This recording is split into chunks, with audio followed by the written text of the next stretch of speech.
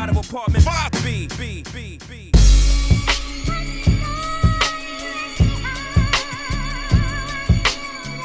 You're now tuned into the Apartment 5B podcast, where we chop it up about hip-hop, R&B, sports, love and life. Hosted by Kill.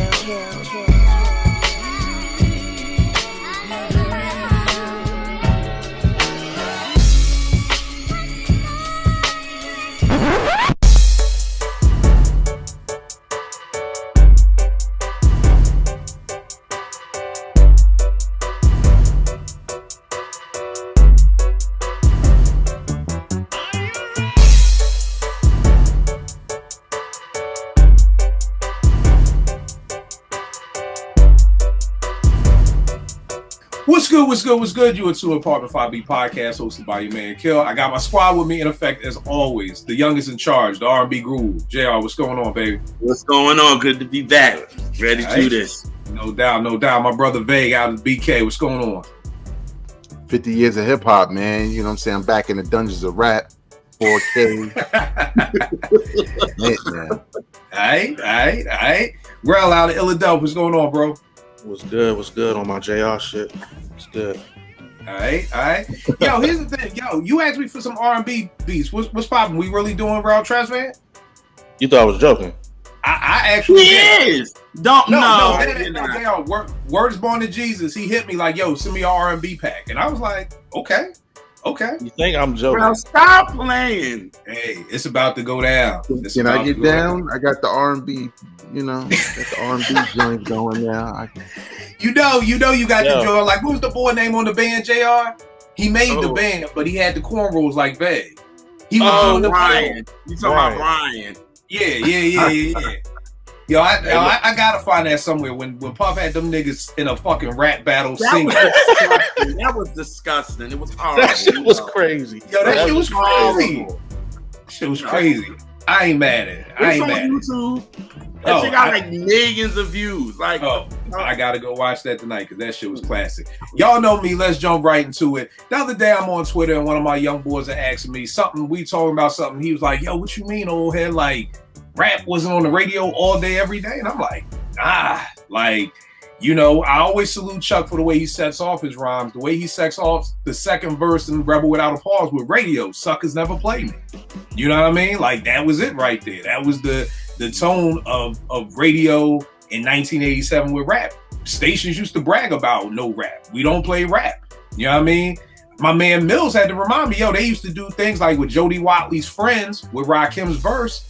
Those radio stations wouldn't even play Rakim's verse. They would get an edited version and just have straight Jody Watley with no Rakim in it. So, yes, there was a time when there was no hip hop on the radio. You know what I'm saying? Where they were totally against it. But I totally can understand how a young person could see that way because probably since they've been born, you turn on the radio, hip hop's on the radio. You know what I mean? Like, sometimes Tanya sent her alarm clock to go to sleep at night and Drake will be on, or whatever be on, and it's 1 a.m. or whatever. So we don't have that. I remember wishing one day, like, man, I wish hip hop could just be on the radio all day. Like, that was a wish, and then we got it, and it was like, fuck, hip hop's on the radio all day, But we gonna get into all that stuff with the history and all that stuff.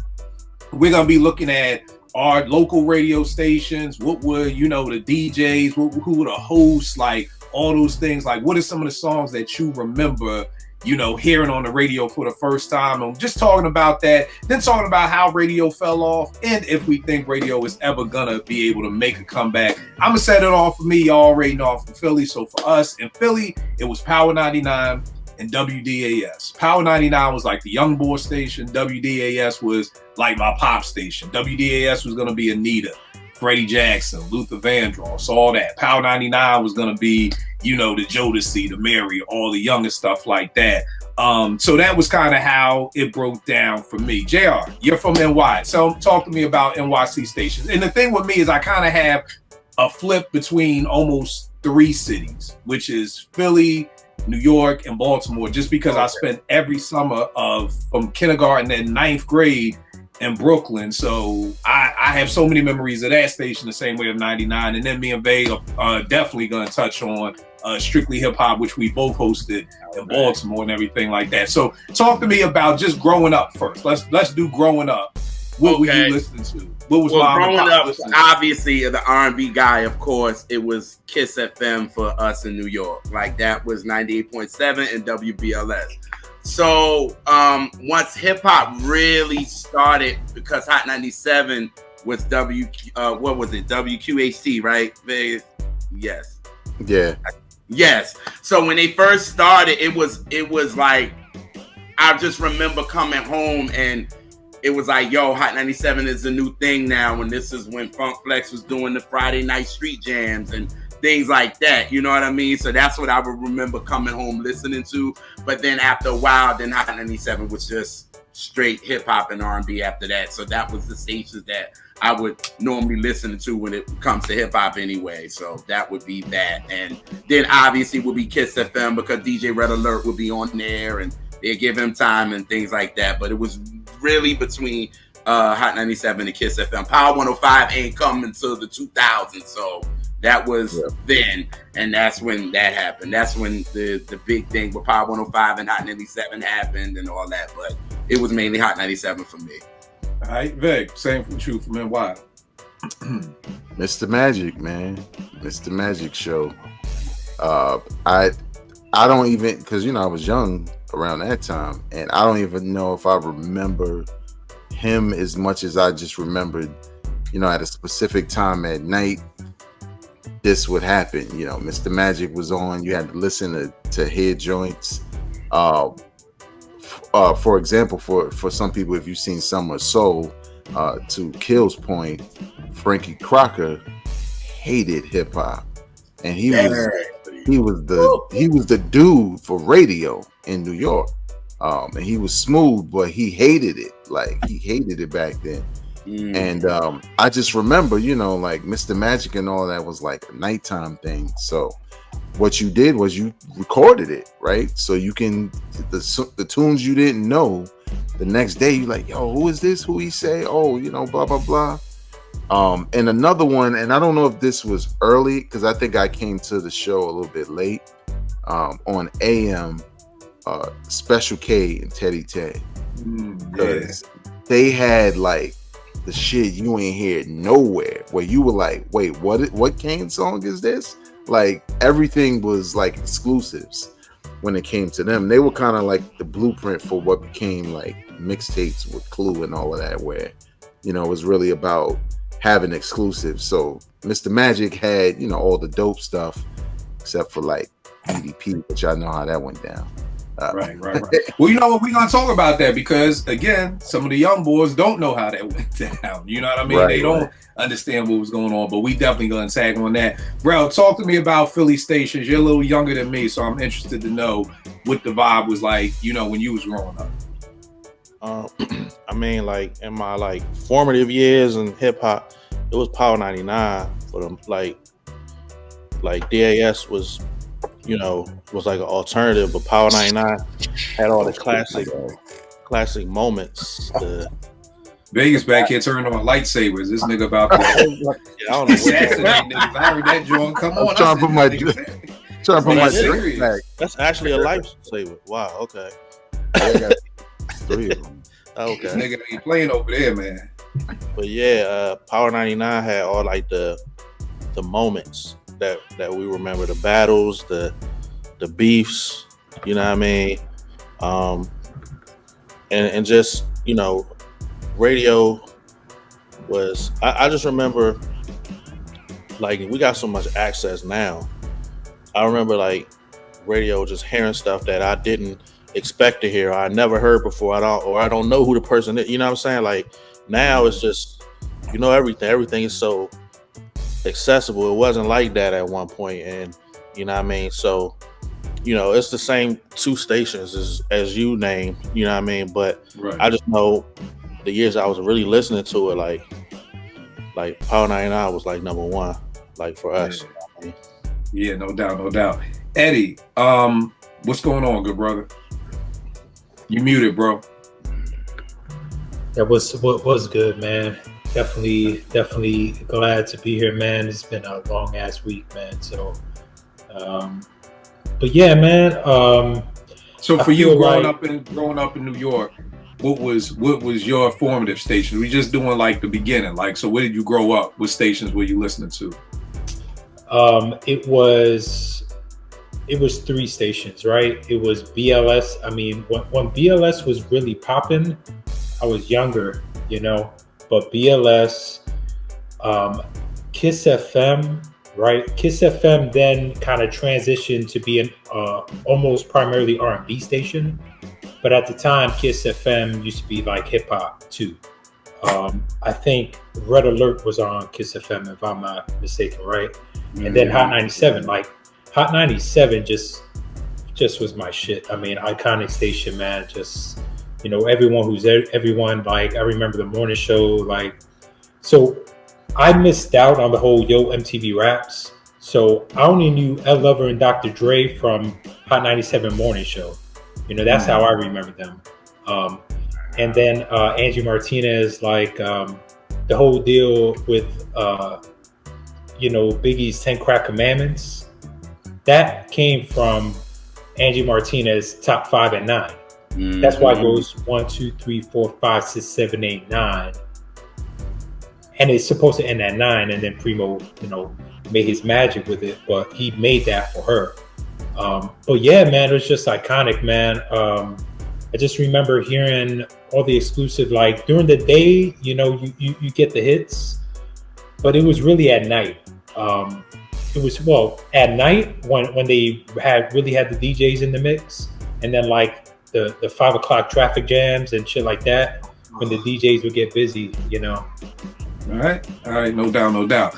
So here's the thing too. So what were the hip hop shows you remember?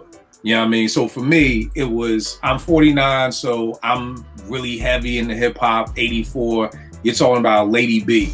Like in Philly, like that name is like godly. Like Lady B is probably the equivalent of a Red Alert or Mr. Magic, Marley Marl from Philadelphia. It was Lady B. The name of her show was Street Beat. To be honest with you, man, I can't even remember what day of the week it came on. It came on the weekends, because one of the things I was talking to the young boy about was like, yo, you had to stay up mad late for hip hop. Like, it's not like hip hop came on at like 8 o'clock. No, we talking maybe the earliest, maybe 11 p.m. You know what I mean? And again, I'm talking about somebody who's in elementary school, who's in middle school. You know what I mean? So this is like, yo, you staying up till 1 a.m, sometimes having to get up to go to school the next day. So I remember Lady B definitely being sometime on the weekends. So I always remember Street Beat. Another one of the segments I remember was the Power 9 at 9. And Rel, did they still have that when you was coming up? No, we had I thought you were gonna say, did y'all have was Radioactive? Nah. See, what happened was, and this is why I want to kind of talk about the phases of it. Me growing up, once I left for college, like I never came back. So Radioactive was popping, like when I would come home for, you know what I mean, the summers and shit like that. But for us, it was Lady B and Street Beat.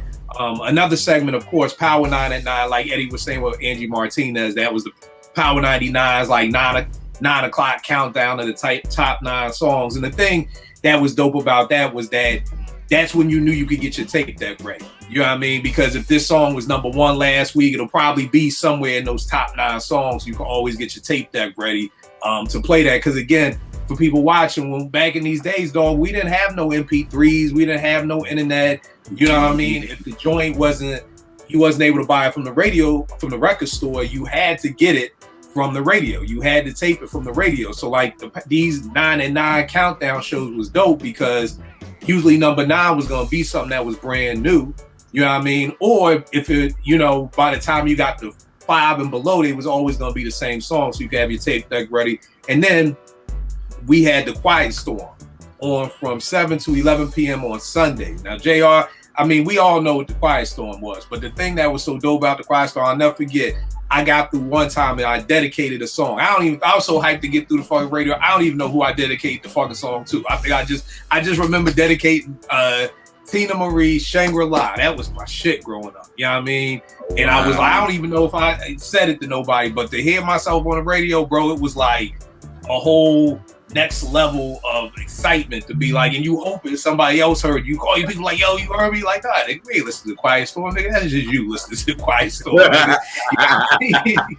So, you know, but that was it. So for me, it's Street Beat, Power 9 at 9, and the Quiet Storm. JR, what are some of the shows and segments of the radio that you remember, man? Well, definitely Eddie brought up Ed Lover and Dr. Dre morning show. That used to be like the best to listen to, especially when they started with the roll call in the morning. Yes. And like here's the crazy thing. Here's the crazy thing. I knew nothing about that. I had no idea that Ed Lover and Dr. Dre had them. This is why I love doing this show, and I wish we had more people on from different places because I wanted to hear about LA and, you know, Vern and different Atlanta and everything like that. But shit, like I had no idea. Like Eddie said, it's like me and my team. You say Eddie Murphy to my kids, they're like, "Oh, Donkey from Shrek," and I'm like, "Nigga, Donkey?" Like, no, like you know, Beverly Hills Cop, Trading Places. They're like, "Yeah, we don't know what you're talking about, Mr. Kill, but we know Donkey." And so it's funny because all I do is know Ed Lover and Dr. Dre from MTV Raps. I had no idea they were even on the radio. So that's crazy. But keep going with the Ed Lover morning show. Brought them with their morning show. That joint used to be dope. Like literally in the morning, that's what me and my mom would wake up to them. You know what I mean? And starting that. So that would get started our day. That was their morning show was dope. Obviously Friday Night Street Jams with Flex. Now what was that? Break down that show. What was that? He would come on and do like a whole DJ set, and he would play R&B, but he would throw hip hop in there. You know what I mean? He'll do like a whole R&B set, but then he'll throw like the new hip hop joints in there. That's when Flex wasn't corny, but Now is that the show that he was dropping bombs on, or did Flex just do that anytime Flex was on air, or was it like that specific show? He was dropping bombs on Friday Night Street Jam? I feel like probably. I don't. Wasn't. Because I'm trying to think. I don't think so. I don't think he started dropping. Well, yeah, that was when he had that Funk Master Flex night. You're right. Because that's what you call it went on to David Letterman and got him that exposure like that. So yeah, maybe it was. So Friday Night Street Jam, the throwback mix with Mr. C when he would do his joints. And then honestly, I used to listen to this a lot because my mom would listen to a lot Ladies Night with Angie Martinez, Jazzy Joyce, and Coco Chanel. Them three would be on Friday nights, and it would be all about female, but they would also rock with female hip hop artists. So you're gonna hear that, and they will interview a lot of female, R&B artists, hip hop artists. But if you hearing the whole thing, you're gonna hear Latifah, you're gonna hear Kim, you're gonna hear, what I'm saying, like Moni Love, all of them. It's all women. So those are kind of the ones I can actually remember growing up. Those are kind of the four that I really can remember. All right, that's what's up. Vague, what about you? What segments and shows you remember growing up? Special K and Teddy Ted just sticks out to me because I think around the time they were doing their thing on AM, it was when on Kiss and BLS were playing more hip hop, but listening to Special K and Teddy Ted, it was almost like watching Video Music Box because it was like underground, unreleased. Sometimes they had artists in there where the interviews weren't like, they were really like candid interviews, right? Like kind of like you see now with these podcasts where, dudes like Nori who has a relationship with a lot of these artists, he gets to ask them questions. Reporters and journalists never got to ask them. That's what made his Drink Champ so compelling. So Special K and Teddy Ted kind of had that vibe going on. Stretch and Barbito, right? Because even though I felt like they talked too damn much back then, I did like the fact that the freestyle element, because you're hearing about this dude that's dope. They playing records, you can tell everybody's heads, and then they hit the freestyles. And the other one I'll say was Marley Marl and P Rock, Future Flavors. Yeah. It was like Special K and Teddy Ted's show, but polished up because it was Marley Marl and P Rock, and they had exclusives, and they used to tease the hell out of whatever they had. Sometimes they have some shit where you're like, man, I don't give a shit about that, but the way they would tease it, you just wouldn't know it because Pete Rock would be like, yo, I got something that no one's even heard, even the record label. You're like, oh shit, what are you about to play? Like, you know what I'm saying? Right. Oh, and it was dope because like even though those eras are like 80s, 90s, for me that was the time where I was so laser focused on hearing what was new because we didn't have the internet and I didn't have subscriptions to every hip hop magazine. So it was kind of like a source, you know, being in New York, being able to hear this music first, you know, before it hit anything or if it came out. So it stood out to me. Honorable mention, Star and Buck Wild, because I just couldn't believe half the shit. Oh, yes. Man. That is I know they got mad fines. Listen. They were breaking every motherfucking rule in radio. Cursing out callers on the air like, yo, shut the fuck up. And I'm like, it's the morning show? Like, you know. Yeah, that's crazy. I remember. I really remember that shit. That's crazy, man. Yeah. That's crazy. JR, I'm shocked you didn't say the Quiet Storm, bro. I'm the only nigga on here who mess with the slow jams. Well, no, because I thought it was just strictly hip hop. So that's why I was focusing on that. Like I wasn't focusing on R&B. Until you threw it in there, I'm like, damn, if I knew we was gonna go there, I'd have went there. But when was the Quiet Storm for y'all in New York? It's still on shit. Lenny, yeah, right. Lenny, what's his name? Lenny something. Yeah. Lenny Green? All right. Yeah, Lenny Green, yes. He's still there. Still rocking. Right. Asking the same as old ass questions. How you doing? Yes, he do. Yeah. And they go on this WKRP in Cincinnati, Vinny Fly Trap and shit. I feel you. Rel, what were some of the segments and some of the shows you remember, man? Well, Radioactive was like from like maybe like 91, 92 to 98. So those are like big years for me. You know what I'm saying? Hip hop wise. So then you had and what day of the week was that? Kobe was that Friday? Cole. Yeah, and it was late though. Was it Kobe Cole, Cosmic Cav? Wow. Damn, who else was on that show? I just remember the thing about that is just like I in my mind, I know there's certain songs that I know the first time I heard them was on this show. Like, you know what I'm saying? Like, and then it make me want to go, you know, record it. So, you know, you gotta stay up late, try to, you know what I'm saying, try to catch it or go get the like, you remember when they used to sell singles in the record store? Yeah. So go get the single or whatever like that. Like it's certain songs. I remember when they started doing cassette singles because back in the day, all you could buy was the 12-inch. All you could buy was the 12-inch. And I remember people wishing, oh man, I wish I could get this on cassette. And then eventually they came out with the cassette singles. Yeah.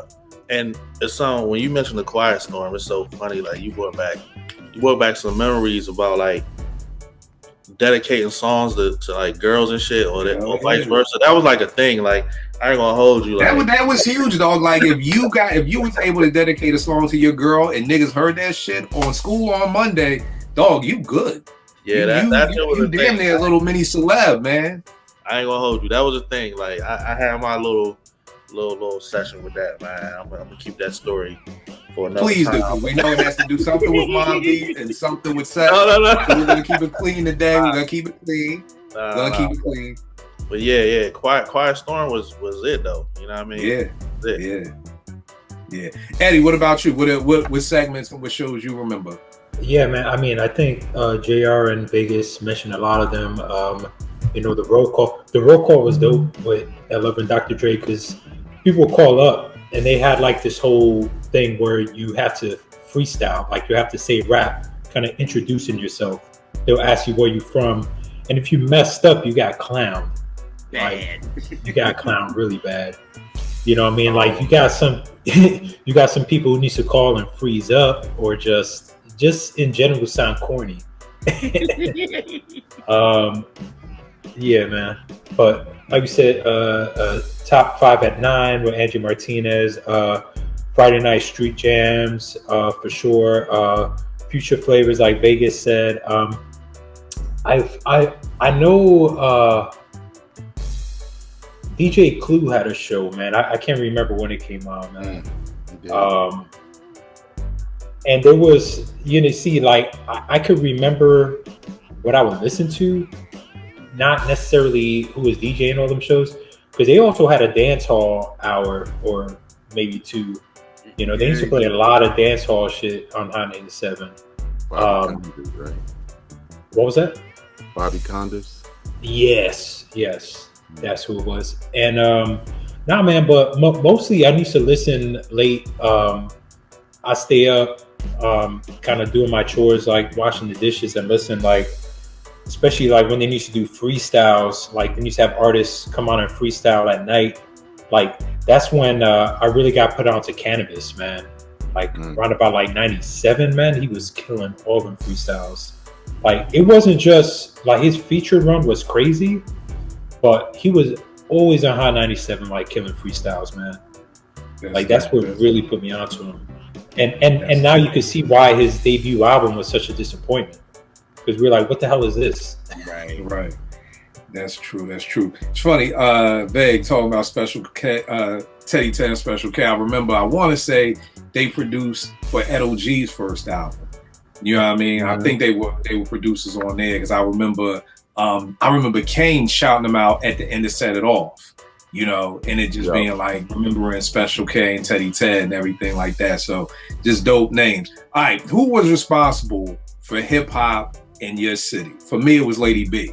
And again, my memories kind of fade. And I think Mimi Brown was on WDAS too. Because what eventually happened, and we'll talk about, eventually all these stations that was like, yo, fuck hip hop, we don't fuck with y'all, eventually had to fuck with us.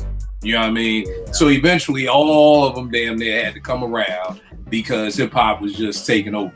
So I want to say eventually WDAS got it, but somebody in Philly who's my age or older, correct me if I'm wrong. I can't remember what came first, but for me it was Lady B. Mimi may have been there, but all I know is I was tuned in to Lady B. Like that is like a Philadelphia hip hop legend. If there's any type of hip hop Hall of Fame for Philly, her name is definitely in those books for that. JR, for you, for your age group, who was your person who put on hip hop for you?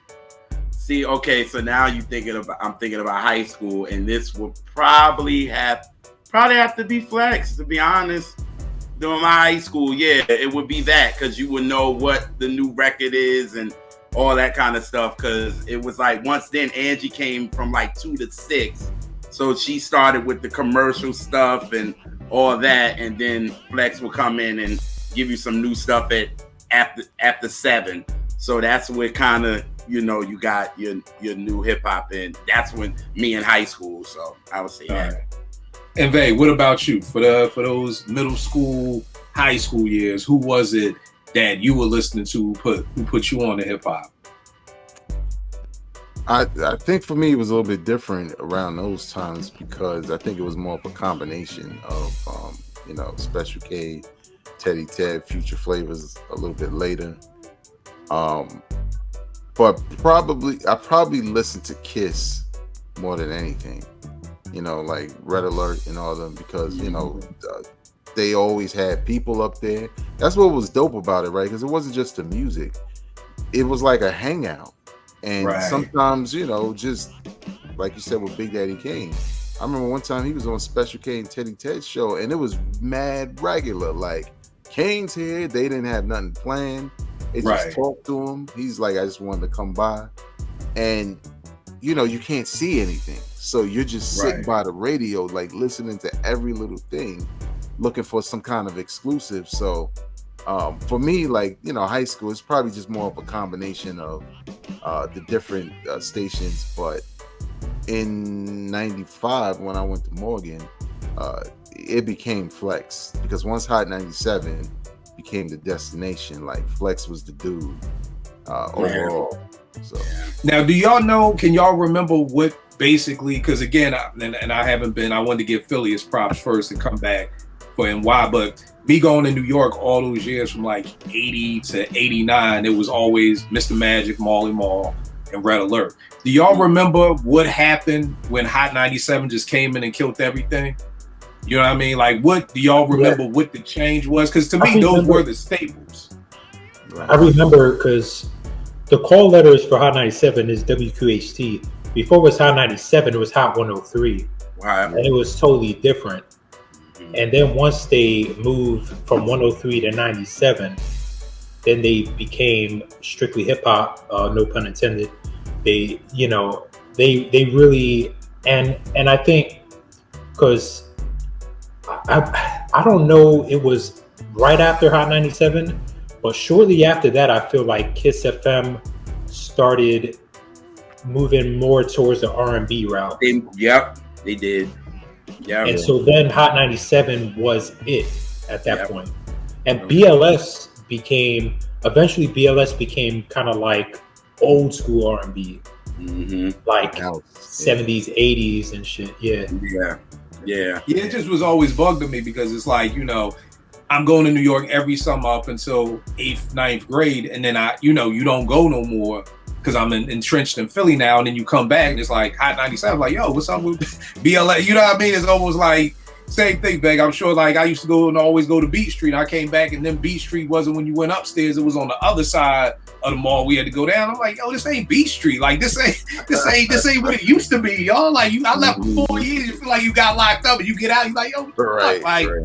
So what were you gonna say, Beg? No, I was gonna say the switch is that like I mentioned, those early shows were like shows. So you would listen to Mr. Magic and then you would try to find Special K and Teddy Ted on AM. Right. And Stretch and Barbito. So it was like spread out. But Hot 97 was like, yo, we're hip hop all the time. Right. Once that happened, it didn't matter who was still in business. Everybody was tuned in because now you can hear it at any point in time during the day. Right. And it didn't matter what DJ was on. You just were happy that you had to stay up, like to your point, at night trying to hear it or trying to tape something. So yeah, once New York got a 24-hour hip hop station, it was over. It was a wrap. Right. Yeah. And it's funny, Rel, I'm gonna get to you, but we gonna talk about Red and Marley because I mean, dog, these summers were incredible to me. It's like it's funny because my mom's like recently, like, yo, kid, I'm sorry, you know, we ain't never have enough money to really go on vacation. I was like, yo, sending me to New York every fucking year, every summer was a vacation. Like, nigga, I would much rather you send me to New York than you send me to fucking Cancun for a fucking week.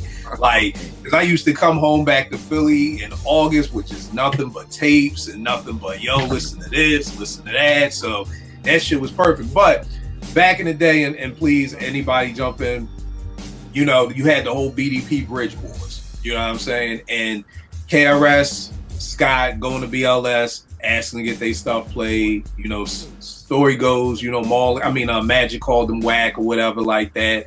Next thing you know, they start cooking. They go to Red Alert. So next thing you know, it's not just the Bridge Wars. You also got fucking Kiss versus BLS. You know what I'm saying? If you look at Marley's In Control, there's a song there called Duck Alert, which is a diss towards Red Alert. You know, so not only was this the Bridge Wars, this was also the radio. Yeah, JR, it's a joint on there called Duck Alert. You know what I mean? So it's like, so this didn't just start like people just, Shannon KRS. Nah, nigga, these were two radio stations that were going at each other. Because for people who don't know, Marley was on fucking Hot 97 was on BLS. Mm-hmm. You know, Red was on Kiss. You know, so of course, you know, Red is back in that whole Violator crew. You know what I mean? That whole BDP Ultra Mad crew. Marley, you know, got the whole Juice crew. That's the Juice crew. The Juice crew is coming from Mr. Magic and BLS. You know what I mean? So it's like, it wasn't just that. It literally was like these two stations was at war with each other too, which was dope as fuck to me too. Beg, you was gonna say something? Yeah, man, I remember that because Mr. Magic was like the dude. Right. Yeah. Even though Red Alert existed and he had a certain level of props, it was like Mr. Magic was hip hop's Frankie Crocker. Right. He just was revered like that. And I remember because he had his own vinyl and all that. Yeah.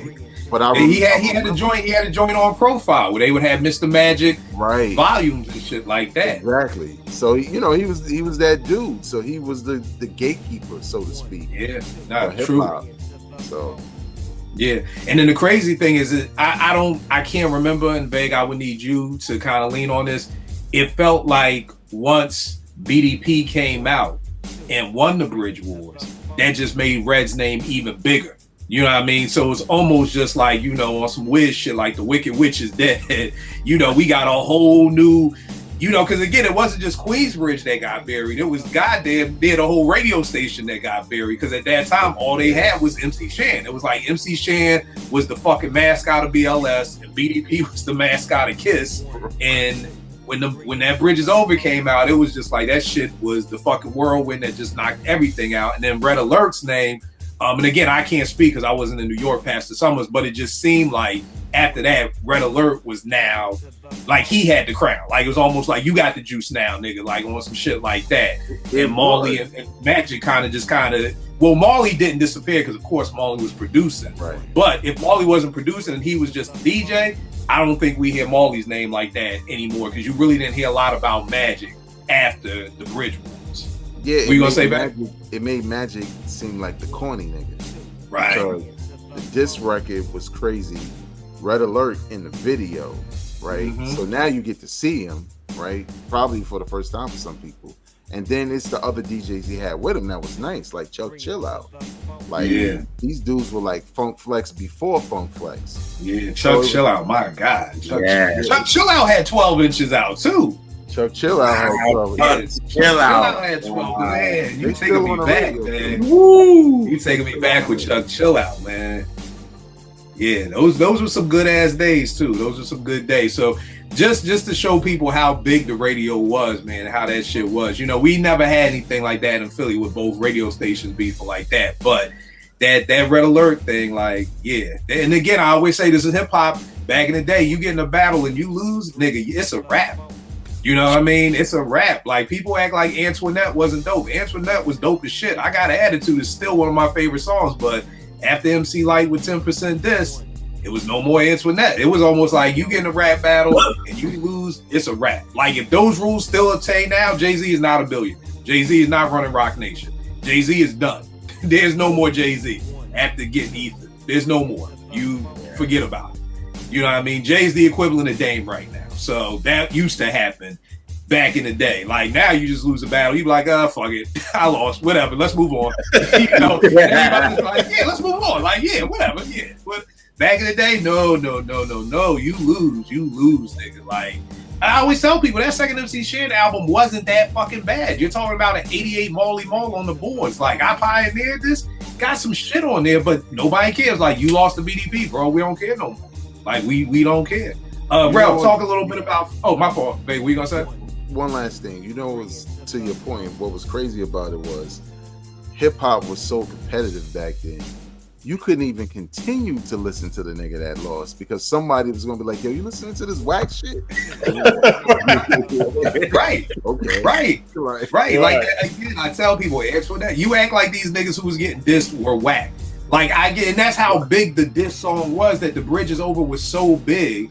People now try to act like the Bridge wasn't a dope ass song. The Bridge, the Bridge was cool. Yeah, they act like the Bridge. So to Vegas' point, like, y'all people really be acting like, oh, the Bridge was whack. Nigga, are you stupid? Like, I get it. Like, it's, you know what it reminds me of when people go to church and get saved and they forget every sin they ever fucking did. Like, it's like, yo, people literally forgot, like, the Bridge was crazy. Like, you love to hear the story again and again. Come on, y'all. Don't. We people were trying to change hip hop history before Twitter. Like, we tried to act like it was all Twitter. No, the shit was happening in the streets because niggas was trying to act like the Bridge wasn't crazy. The Bridge was crazy. Like, yo, you throw on the Bridge now, you need to lose your fucking mind. So, but yeah, to Vegas' point, yeah, people would act like, oh man, you like Shan, he whack. Like, I get it, but the Bridge, come on, man, we can't go there. Bro, who put you on? So what was your people? Cosmic Kev and Kobe? It was Cosmic Kev. Yeah, it was Cosmic Kev. Yeah. I mean, he's still, I mean, you know, he's a landmark staple, and you know what I mean, and radio in Philly, you know what I mean? From Radioactive to the Come Up Show, you know what I'm saying, to, man, I remember major figures and state property beefing on the radio, bro. Like, yo, this joint was, like, I was in school, this joint was crazy. All we listened to, like, they was going at it, because I think state property went up there first.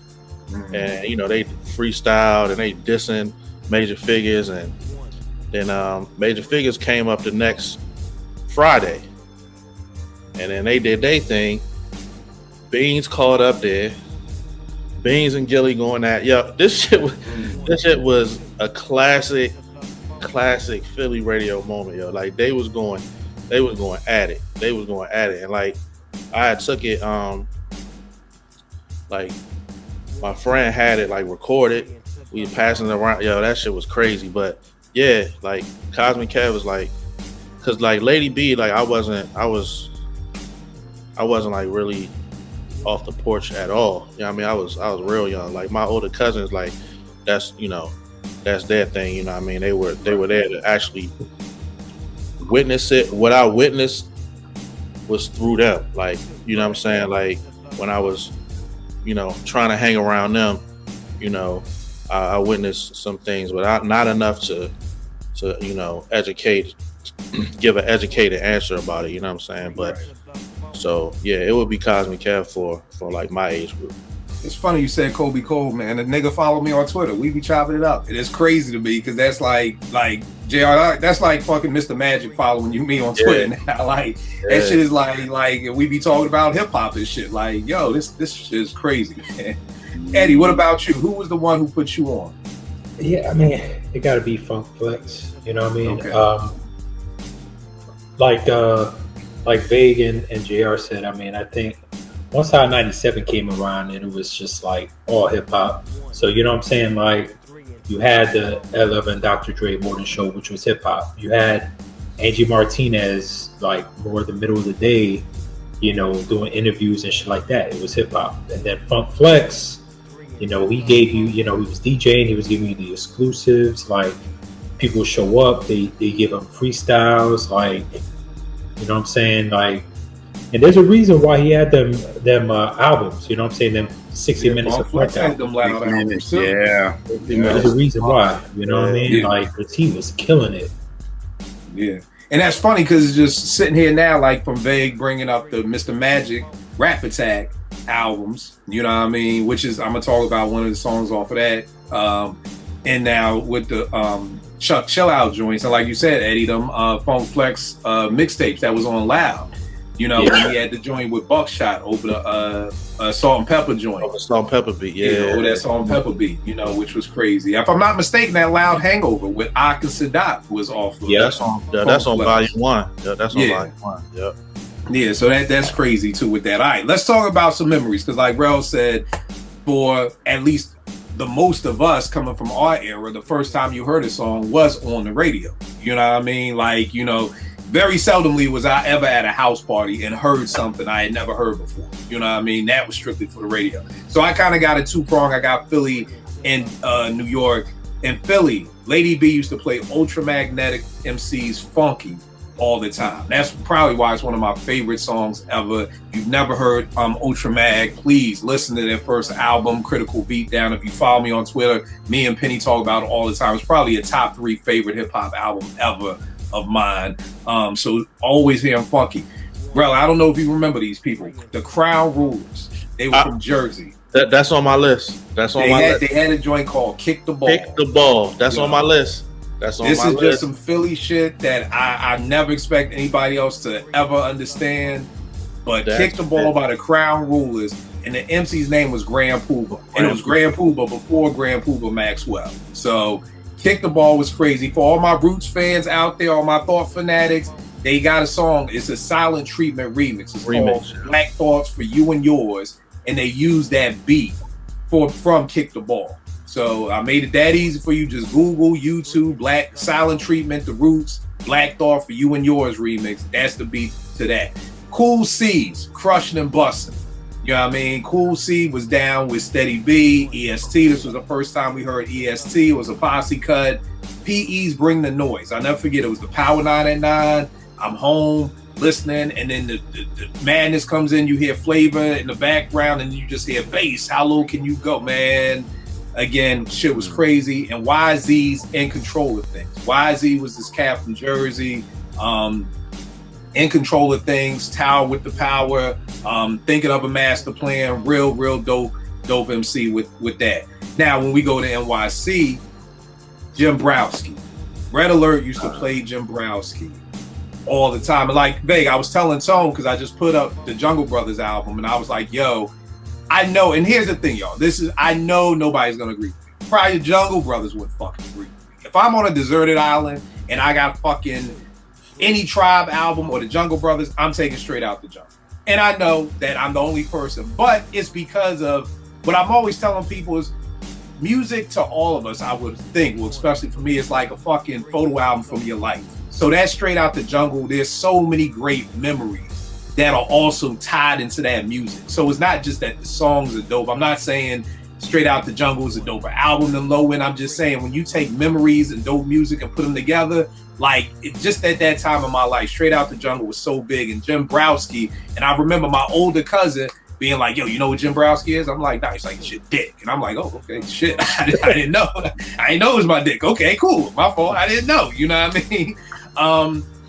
Again, I can't remember who played it, Red or Marley. It was probably Marley and Magic, My Melody. The first time I heard Rakim's My Melody was on the radio. And it was just like, yo, number one, this song is long as shit. Okay, this song just keeps on going. This song just is the song that keeps on giving, because that shit just, I'm like, God damn, we on verse 32 now. Like, this nigga's gonna keep rapping.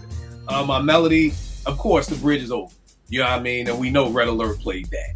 And the thing about this is that there's a Bridge is Over version that's not on the original Criminal Minded when he goes, you know, Manhattan keep on taking it, and Queens keeps on faking it. Then Red Alert goes, yeah, like, that's and that one. Version is not on. Right.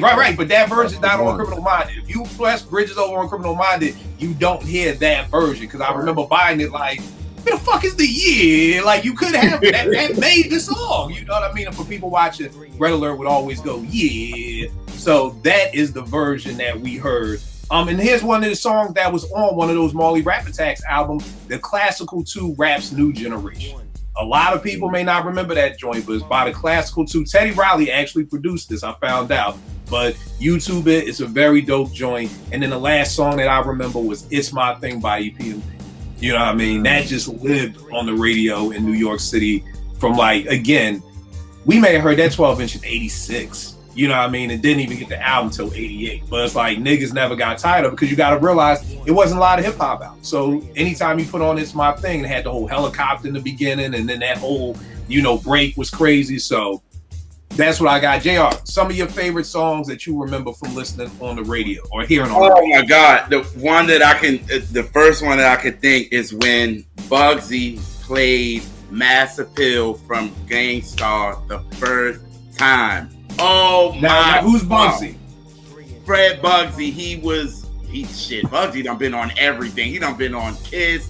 He done been on BLS. He was like a DJ or whatever, and he was there from kind of the beginning of when Hot 97 started. So it was like Funk Flex. It was Ed Lover, Dr. Dre, Bugsy. It was so many people, because they was also getting people that wasn't experienced, but they loved hip hop, so they would throw them on there. You know what I mean? And then it kind of, you know, Wendy was on there too, but. You know, after that, it was just like, dang. But I just remember me, my mom, and my dad was on the Brooklyn Bridge coming from Manhattan. And Bugsy played. He was like this new joint from Gangstar, and he played it. And I just remember us just being quiet. Like, we was like, and driving across the bridge, it was at night. It was like, I think it was like 10 or something. And, you know, y'all know the lights on the bridge and coming across, going into Brooklyn was just like, and it just felt good. It was like, yo, we gotta, what? Like, we lost our complete. Yo, bro, I love music like that. I love personally hearing these memories, because it's nothing doper than just, again, it's not just the music, it's the experience. Like you said, like, we on the Brooklyn Bridge, it's at night. Like, I love when, like, music just, you can remember exactly where you were when you heard it, because it left such an impression on you like that. And I worry about these new kids. I feel like 20 years from now, somebody doing a show is gonna be like, I was sitting in my room. Like, I was sitting in my room. Where was you at? I was sitting in my room. I was sitting in my car. Like, no, like, these were the times where it was like, you know, you remember, like, bro, I remember listening to Radioactive coming home from college. I'm turning off of Lincoln Drive and Unbelievable comes on. and Rain is just playing the beat, and I'm just like, ooh, what the fuck is this? And then you hear Live from Beth Stuyvesant. Like, it's just like, oh God, those memories. I'm sorry, I'd have crashed watching, like, y'all, this is what I love, because this is just shows how much the culture has an impact on you that you can remember. Like, you be on your Jill Scott shit like it was a 72-degree day, cumulus clouds, you know, it was a little fucking rain in the windshield wipers. Like you remember everything. Like, nigga, I can't remember what I ate last night for dinner, but I can tell you where the fuck I was when I heard Big's Unbelievable for the first time. But keep going, JR. Right. And then another one is I heard when, again, being with mom and dad, we heard Cream and freaking Electric Relaxation the same. They played it back to back. So that's when, like, literally, I just remember my mom going off the Cream because of the samples being used. Right. But my dad loved Tribe. So it was like, they was like, and then whoever played it was like, yo, they coming out with their album in November. So it was like, oh, my mom's like, I'm getting Wu-Tang. And my dad like, well, you know I'm getting Tribe. So it was, I remember that moment of hearing it and just hearing Cream like crazy. It was just like, what is this? Like, you know what I'm saying? And then to have, you know, it just gives me memories of just hearing and just seeing my mom and dad react to it, because I'm through them, because I'm young. So I'm vibing through them, and you just see my mom just like, yo, he using this sample like this. And then, you know, my dad is like, I don't know what sample you talking about, but all right, you know what I mean? And then right after then, Electric Relaxation comes in, and then my dad just loses it. Like, he in the whip, like, just going crazy with it. He's like, that's my guys, yo, that's Tribe. And we like, all right, you know what I'm saying? But it was just, in that moment, to hear those two in the same day. And then when I heard the crossover, EPMD. That's on my list. Oh my God, that's my dad's group after Tribe. So hearing EPMD and hearing crossover, it was just like, and then and it's crazy. After one time, I just remember Rough, Rugged, and Raw. Like, I remember that line from the first time hearing it. And it was just like, yo, it was just something with you. Like, it was just like, oh my God, this joint is crazy. They Want Effect from DOS Effect. Hot 97 played that on the regular. Like, you always heard that record. I don't care what DJ, you always heard that record. So if you needed to record that record, you had an opportunity, because they played that out. You know what I'm saying? But when I did first hear it, I was like, yo, this joint is ill. And I'm being on here with y'all talk about how they kind of, everybody started rhyming like them. So it was just like, mad people bit them. Mad people. Yeah, like learning from y'all. And I was just like, oh, okay, but didn't know that then. And I was like, that joint is dope.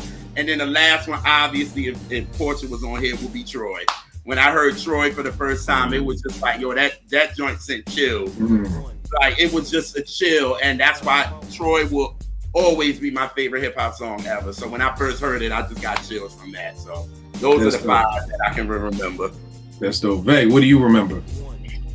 I think also, just to piggyback of what y'all saying, and for those who like don't know, what made, like, even a lot of the things that JR is saying, right? Like crossover, the way the DJs used to scratch them shits. You don't hear that on the radio no more. Yeah. Like, your favorite records, you hearing them. Even I remember when Premier was on, and when Premier used to play Unbelievable, I only recite the shit because he would double time the shit. Believable, like that and shit. Every time I'm listening to the shit, I say it because the shit was so hot the way he used to do that. Yeah. So, like, what people don't understand, there's certain techniques that came along with that listening experience that you can't get from listening to the album. Like, another example, we was wilding, you know, when we was at Morgan. I ain't gonna front, me and my homies wilding in DC clubs, but Big had died, and when they played, we went to Dream or Love or whatever it was called. Dream, wow. Oh, wow. Talk, babe, talk. Yeah, he was there on a regular, you know, he's there in the regular. Wow. Friday night, talk. Friday night. But Flex was there. And when he started to play Hypnotize, we knew what it was. You ain't listening to the song, nigga. You listening to that intro 20 times in a row, and niggas kept reacting. Yep. I remember one dude, Local Cat, had to be. You know, he was into it, but he was like, God damn, yo, play the song. And we like, nah, nigga. Let Big hit that we been mad long. Yep. But you know, that's the dopest part about it, because from the time we came up in, it wasn't just the fact that they played the song. A lot of times it's how they would blend, scratch, mix the record that kind of enhanced the experience. So for me, I probably go with songs that maybe look up at the radio because it was my first time hearing them. First time I heard Mr. Scarface on the radio, I was like, what is this? Like, this Scarface from Ghetto Boys? Because of the singing in the beginning, right? Mr. Scarface, and the way that beat came in, he was rhyming. I was like, I don't know what that album's gonna be, but I'm buying that shit the minute it come out, because this song is hot. Before I had Mama Said Knock You Out album, I heard Milky Cereal on the radio. And I was like, damn, this nigga LL going in, like, this shit crazy. Yeah. What else? The first time I heard, and this, I think this was after Big Dive, Flex playing Bone Thugs and Biggie. And I didn't expect Biggie to rap like that. And he was like, yo, got this exclusive, you know, the bombs, and rewind it back. First you get kind of upset, like, hey, nigga, play the song, nigga, okay? Like, what you doing? But when it hit and you hearing Big and then Flex hyping you up at the same time, it's like, oh, Big kind of rhyming like them a little bit. And probably the other joint is the first time I heard Ether on the radio. Oh God! That's so how you I heard Ether for the first time on the radio? Yeah, on the radio, and I was in B-more, but you know, back then Napster and all that shit, Right. I had it, and I just remember listening, and you know, it was a lot of rewind, a lot of talking, but it reminded me of why I liked the exclusivity of hip hop and video around those times, because it was like we had to work to get to hear a lot of this shit. Yeah. And I remember when I heard it at first, I didn't know what to expect, and it was, for me, not being home at the time, it felt no different from when I was live at home listening to it, because of that history of DJs and exclusives and shit like that. So yeah, man, I mean, those are just a couple of joints that come to mind. But yeah, now it's funny what you talk about, you saying what we had to do, and we'll talk more about that when we get to Strictly Hip Hop. I remember my man Jay-Zo coming to my crib in Philly. We in Morgan, so it's 92, 93. He like, yo, niggas said if you go up on the Jersey Turnpike far enough, we could hear Stretch and Bob. You know what I mean? And it was like, niggas was willing to fucking drive from Philadelphia up the fucking Jersey Turnpike, just like, keep tuning the station. We'll wait until I didn't do it. But my man was like, yo, niggas, it was like a rumor. It was like some Underground Railroad shit. Like, yo, I heard, you know, if you go up far enough on the turnpike, like, you know, you can hear Stretch and Bob. So again, for people, and again, it's the gift and the curse of the internet, where it's like you don't have to work it. You know, and I think that's one of the things that made us love this so fucking much, was that you had to work.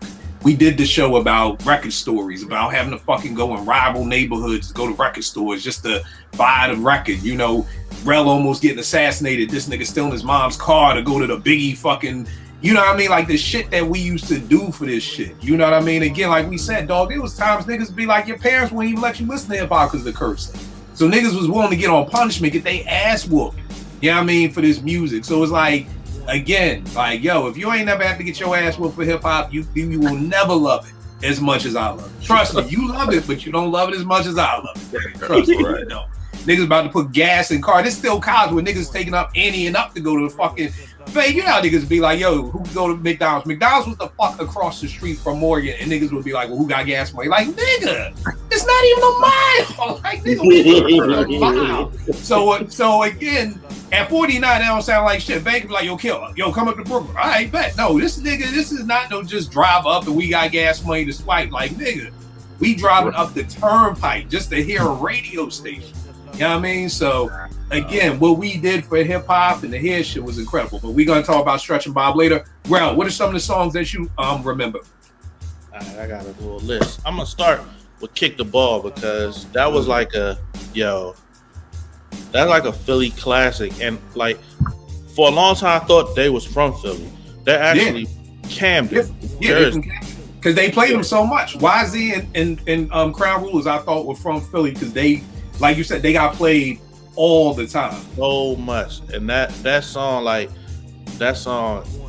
is one of my favorite hip hop songs, like period, even now. Like that song is crazy. So I definitely remember hearing that on the radio.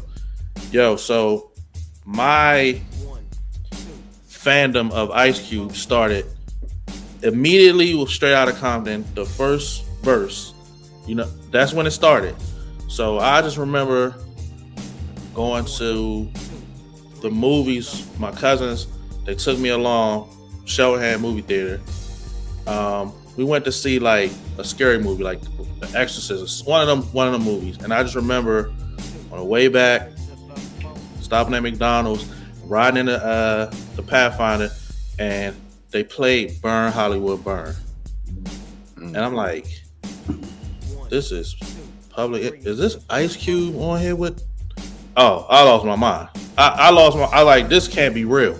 Like, this is like Christmas. Like, did they really? Is Ice Cube really on this song with? So I just remember like going crazy over that crossover.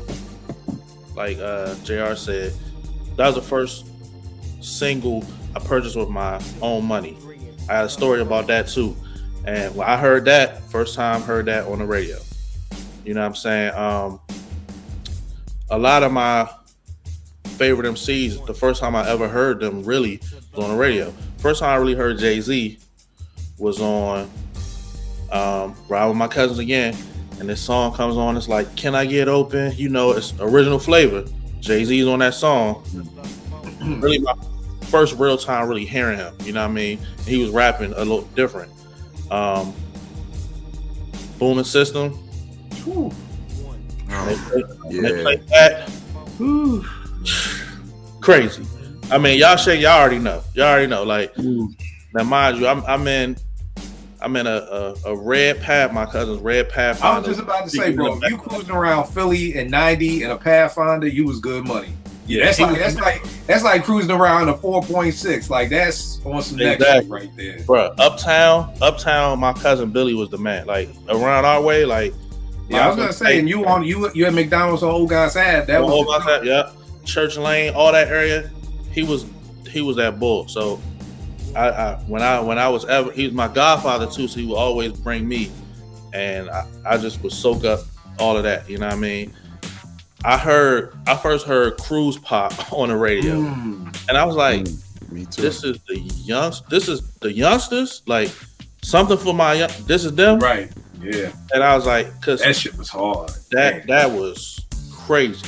That shit had Tretch all over. That may be my favorite KGB. I know Uptown Anthem is right there, but goddamn, Cruise Pop was just DJs used to kill that too with the scratching. Yep. That shit was. I don't know. I know Tretch was pissed. Like, nigga, for these little niggas, like, nigga, that's supposed to be on the next Naughty album, nigga. Like, oh, bro, that joint has Tretch imprint all over that song. Like, that is Tretch is all over that song, bro. And I'm gonna go a little later on. I remember the Cassidy battles on the radio. Yeah, let's talk about that because I wasn't home for that. He was trashing people. Like, he was killing everybody in them battles on the radio. He was killing. I never heard any. I would just, for people watching, Cassidy literally lives across the street from me. Like, I open my door, I could see his door, and I would just come home for weekends in the summer, and that nigga was the fucking man up there. Niggas would come on our block deep, and we thought it was beef. Niggas just wanted to battle Cassidy. Yeah. And that nigga was like fucking taking no L's at that time. I'm not talking about Cassidy now. I'm talking about Cassidy 97. This nigga was not taking any fucking L's at all. B Cassidy. He was The Bull B. That's what his name was. The Bull B. Yeah, the Bull B. Very recent. Yeah. Went to Central High, smart school, but he was thrashing everybody.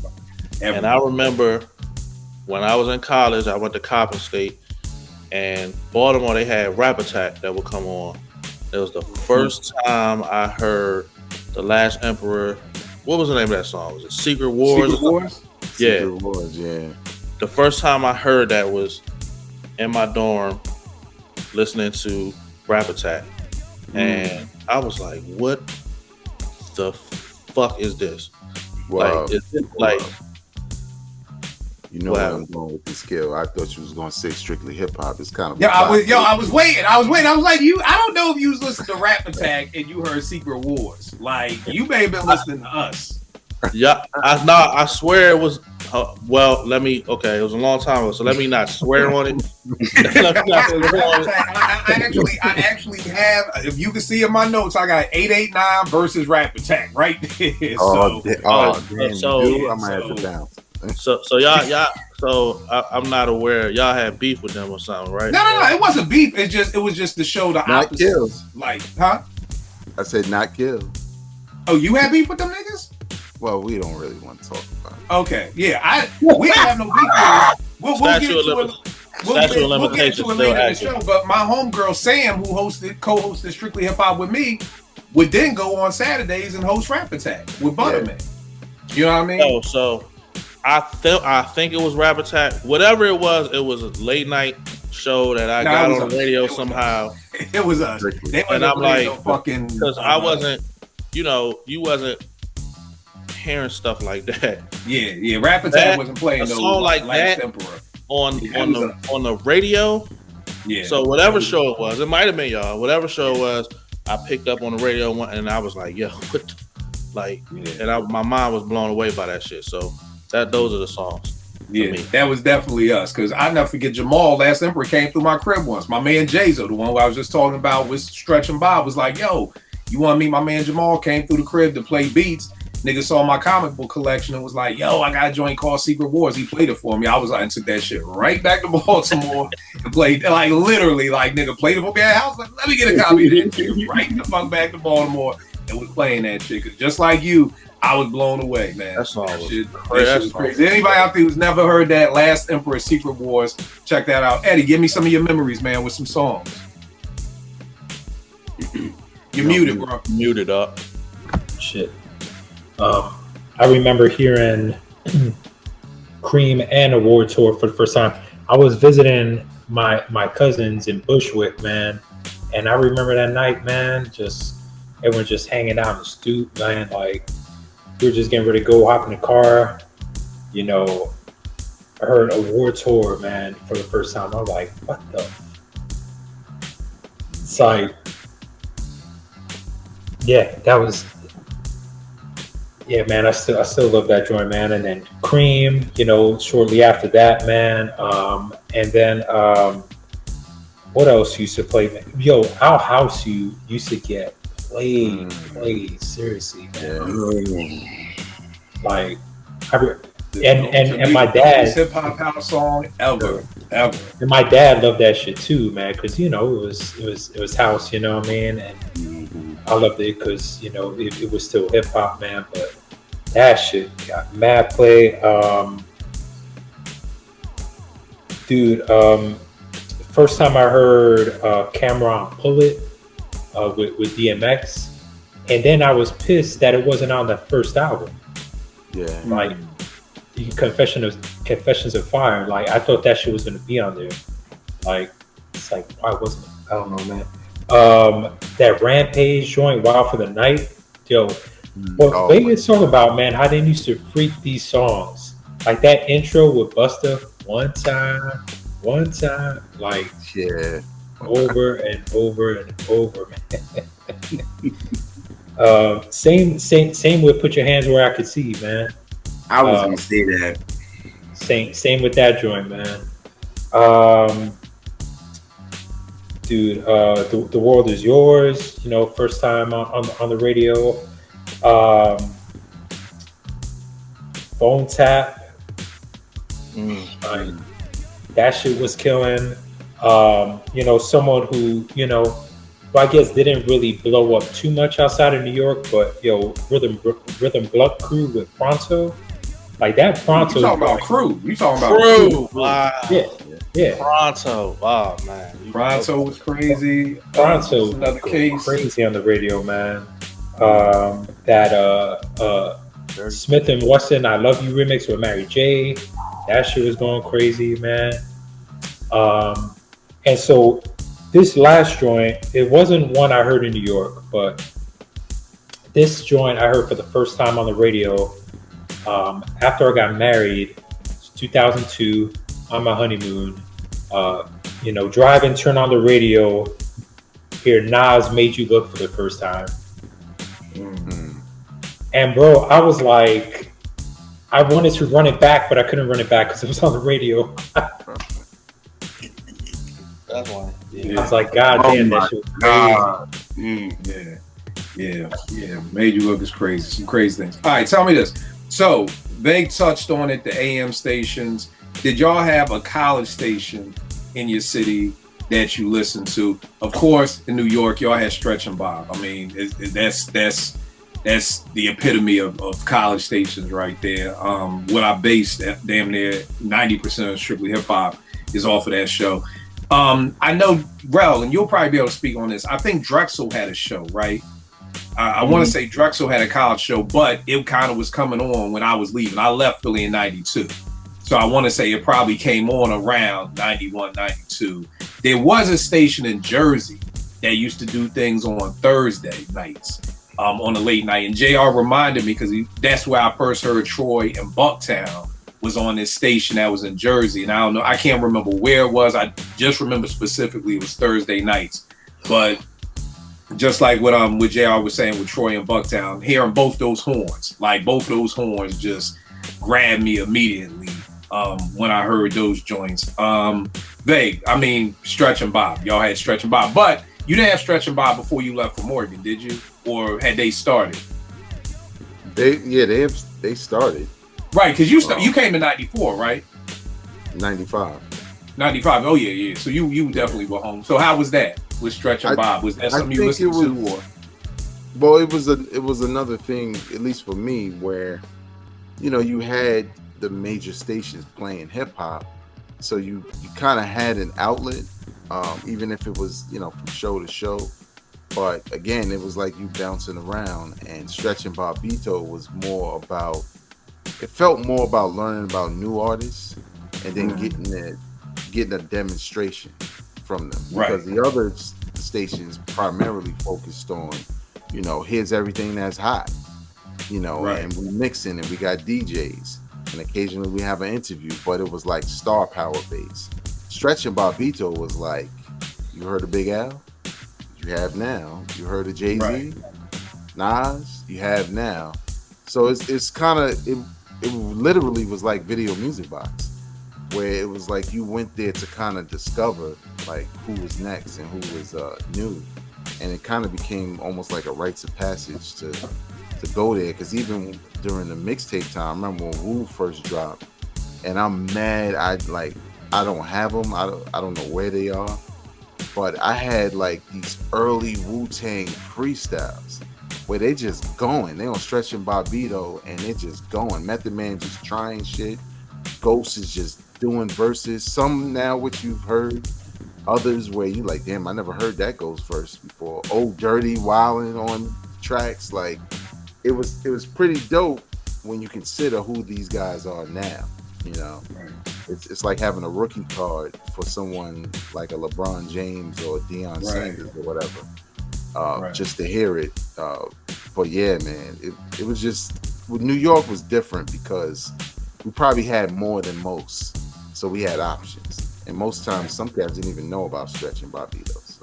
Right. We're going to talk about that options too. JR, what about you? Did you listen to Stretch and Bob or any college radio?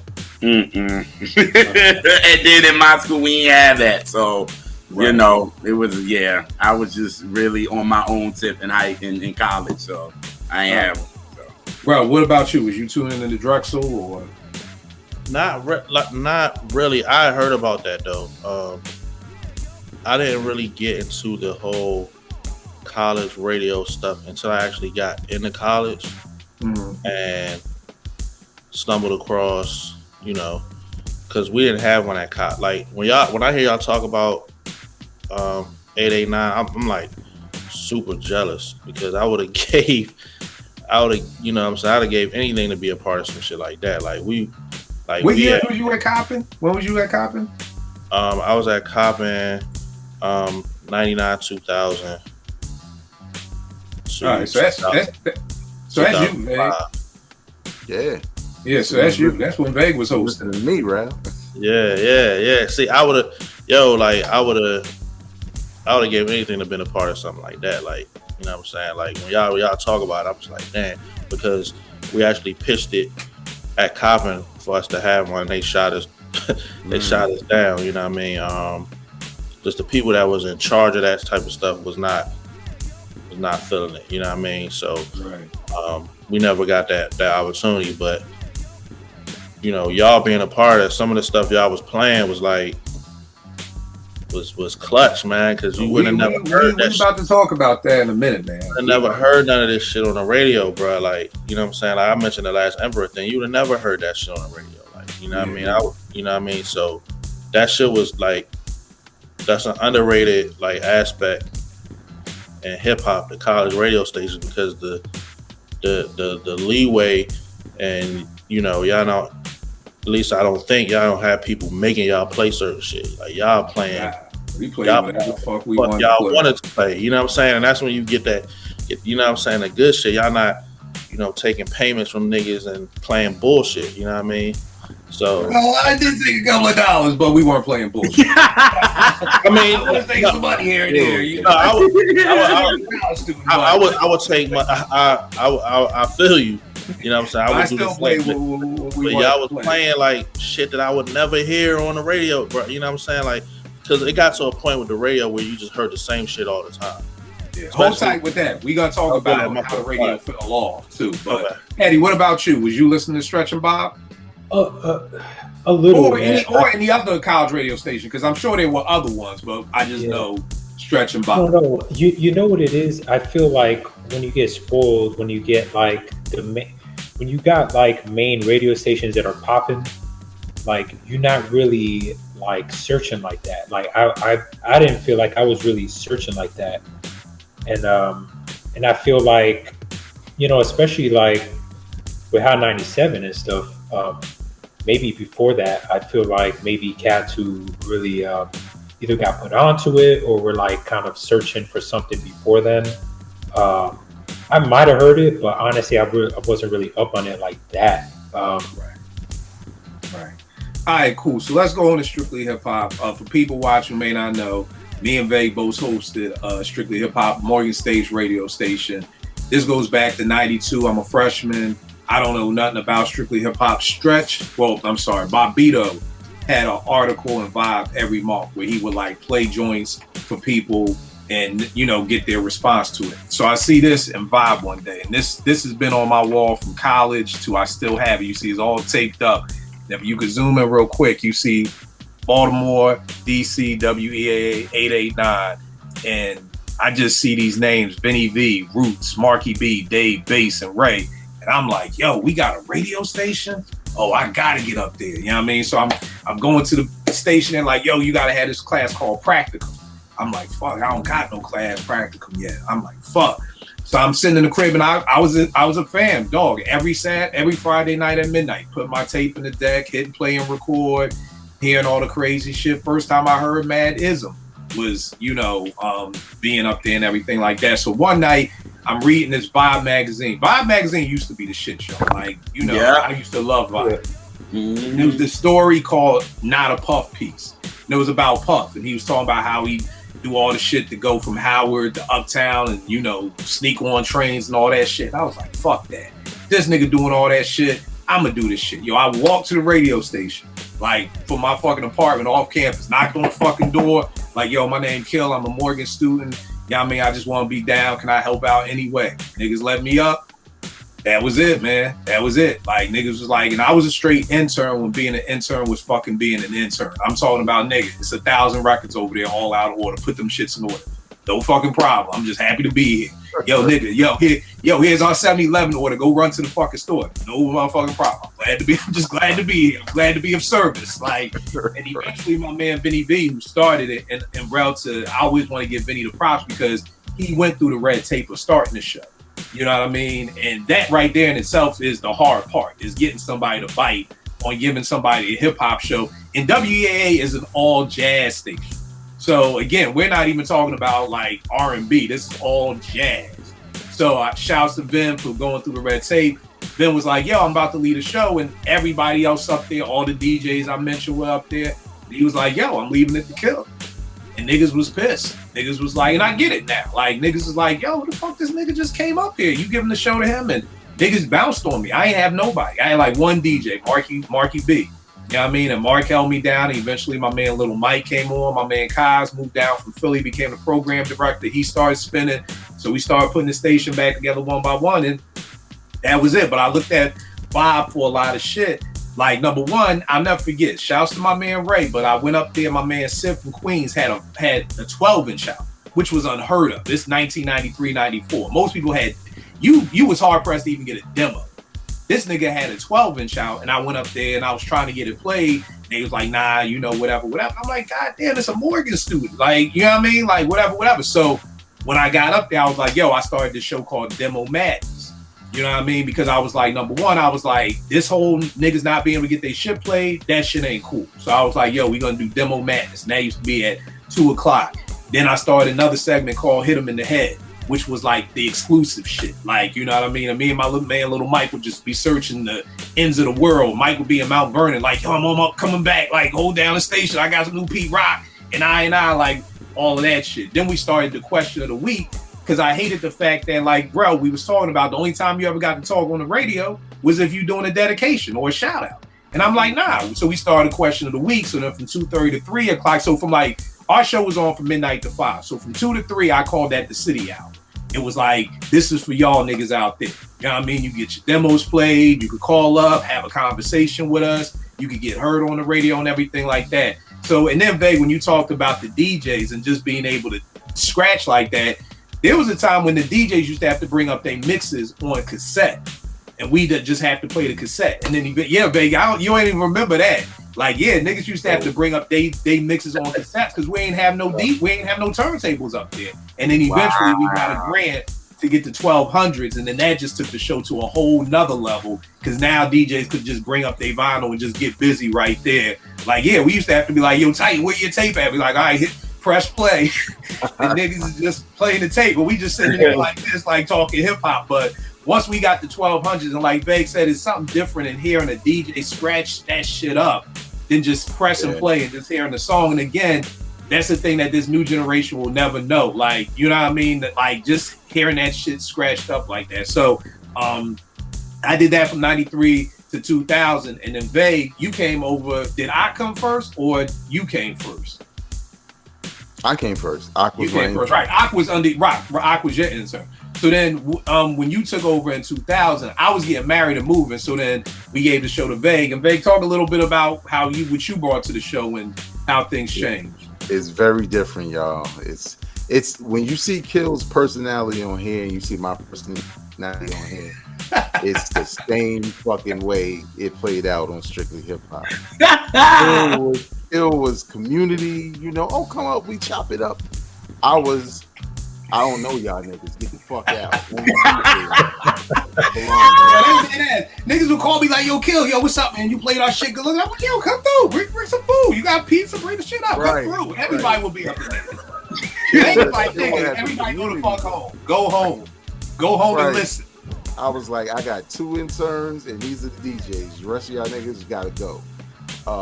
But nah, like for me, it was different, right? Because I didn't really, the first time I heard Strictly Hip Hop, it wasn't Kill. It was Tanya B. That's how I knew Strictly Hip Hop. Because I was like, yo, they got a hip hop show on the station, and I heard Tanya. For those who don't know, that's T, that's Kill's wife. right? And so I was listening that way. And I remember when I came up there to intern, I didn't come to intern with Strictly Hip Hop. I came to intern with the program director, Kyle LaRue, who was also DJ Kaz on Strictly Hip Hop. So I met Kill, and you know, we would be in the station all the time talking hip hop, but y'all gotta understand, they call me Vegas for a reason. I was in the club, nigga. I wasn't trying to be up Friday night with no hip hop niggas. I was trying to be in or somewhere else.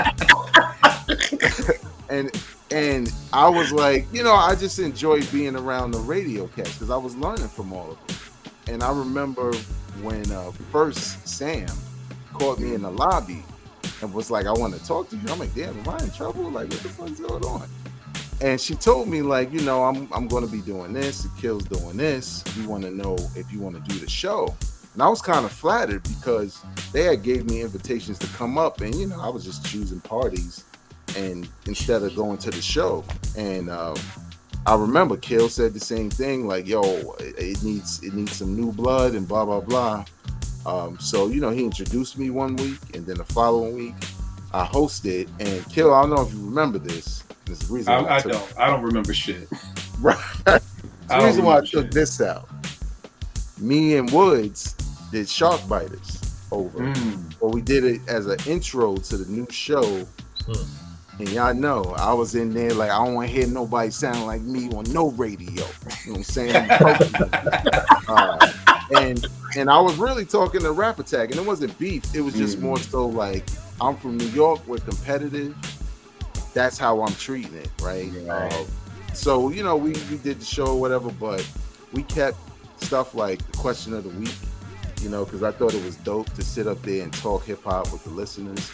But there's one thing I did bring to Strictly Hip Hop. I mean, there's a couple of things I did, but there's one thing I brought to Strictly Hip Hop that was kind of amazing over the years to see how people enjoyed it and kept it alive until I killed it a couple of years later when I came back. But it's called the Test Bin. And all it was sort of like a Kiss It or Diss It radio feature where we would play the tunes and the audience would get to vote, and we would take the vote, and if they voted, it made the rotation, regular rotation, not local hour or local 30 minutes. You right there behind Jay-Z or whoever else we playing.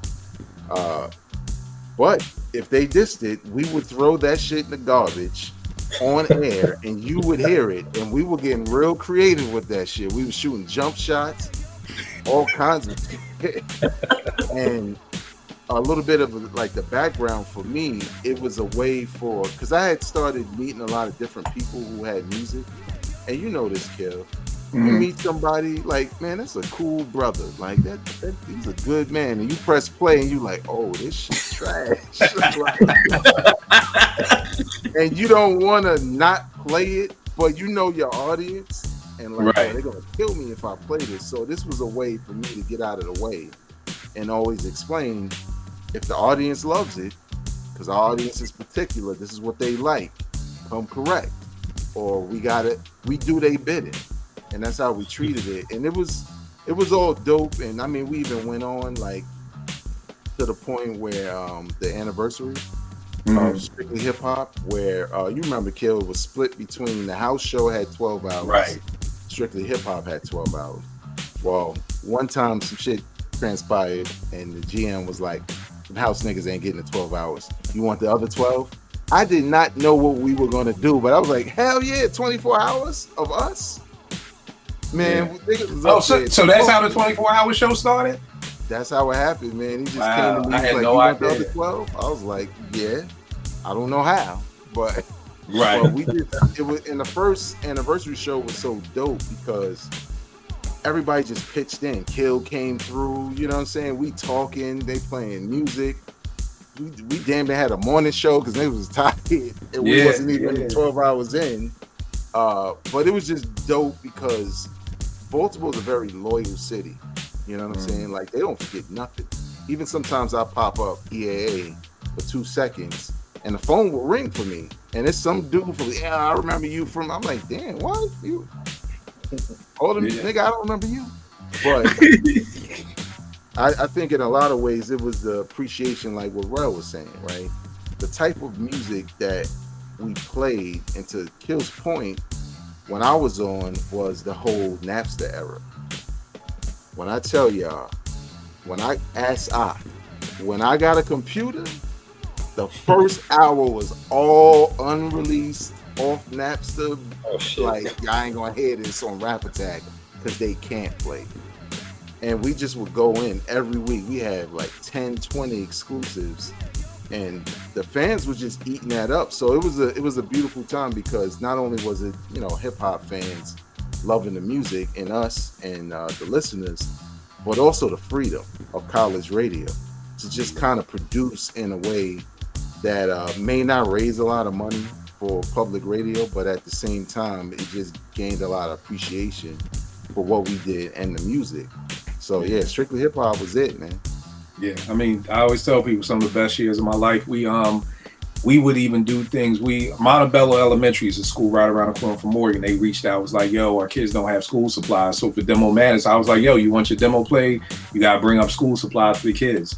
You know what I mean? And we did a whole rack of great shit like that too, you know, with people coming through, bringing up bags and bags of school supplies. And like Veg said, the city didn't have anything else. You know, if it wasn't for Strictly Hip Hop, you would have just had Rap Attack on Saturday nights. I think they was on from like 7 to 9. You know, but you're getting the commercial. You're getting the Jay and Ja Rule, Can I Get a What? You're getting that rap. You're not getting no Boom, but you ain't getting Group Home. You ain't getting All City. You ain't getting Gangstar. That's the shit that we was playing. You know what I mean? So like, even with Sam hosting both shows, I'm like, number one, nigga, Rap Attack, that could be a gig for you. You know, Strictly Hip Hop, you know, you may get a job at the radio station, but you can get a gig on air. So it was like, you know, niggas like, yo, why you letting her do? Nigga, she here for a fucking education and a career. You know what I mean? Fuck that. I mean, and it ain't like we playing the same shit. So it ain't like she gonna take our secret stash and they gonna play that shit over there. So it ain't even that either. So it's like, yo, go live, you know. But yeah, man, those some incredible days. So let's talk about this. When did y'all, if you stopped, when did y'all stop listening to the radio? I know for me, I probably stopped listening. Well, it's different for me. I stopped listening to the radio basically damn near once I started doing Strictly Hip Hop, because I had every fucking album or 12-inch before it came out. You know what I mean? Like anything exclusive, like, you know, we had, I mean, of course, if I went home to Philly, I would listen to Power 99. I remember hearing one day on 95 going through South Philly, J. Rue's one day. So I remember hearing It's Been a Long Time. So I was still, you know, tapped in, but I think I definitely tapped out of radio probably by like 2000. You know what I mean? Like Vague said, I think once the internet kind of came in and it was like, you can get your music. Because the whole point of the radio, for me at least, and we can go around and talk about that, was it was the need of having to hear new music. Once I didn't need the radio to hear new music, it kind of faded out.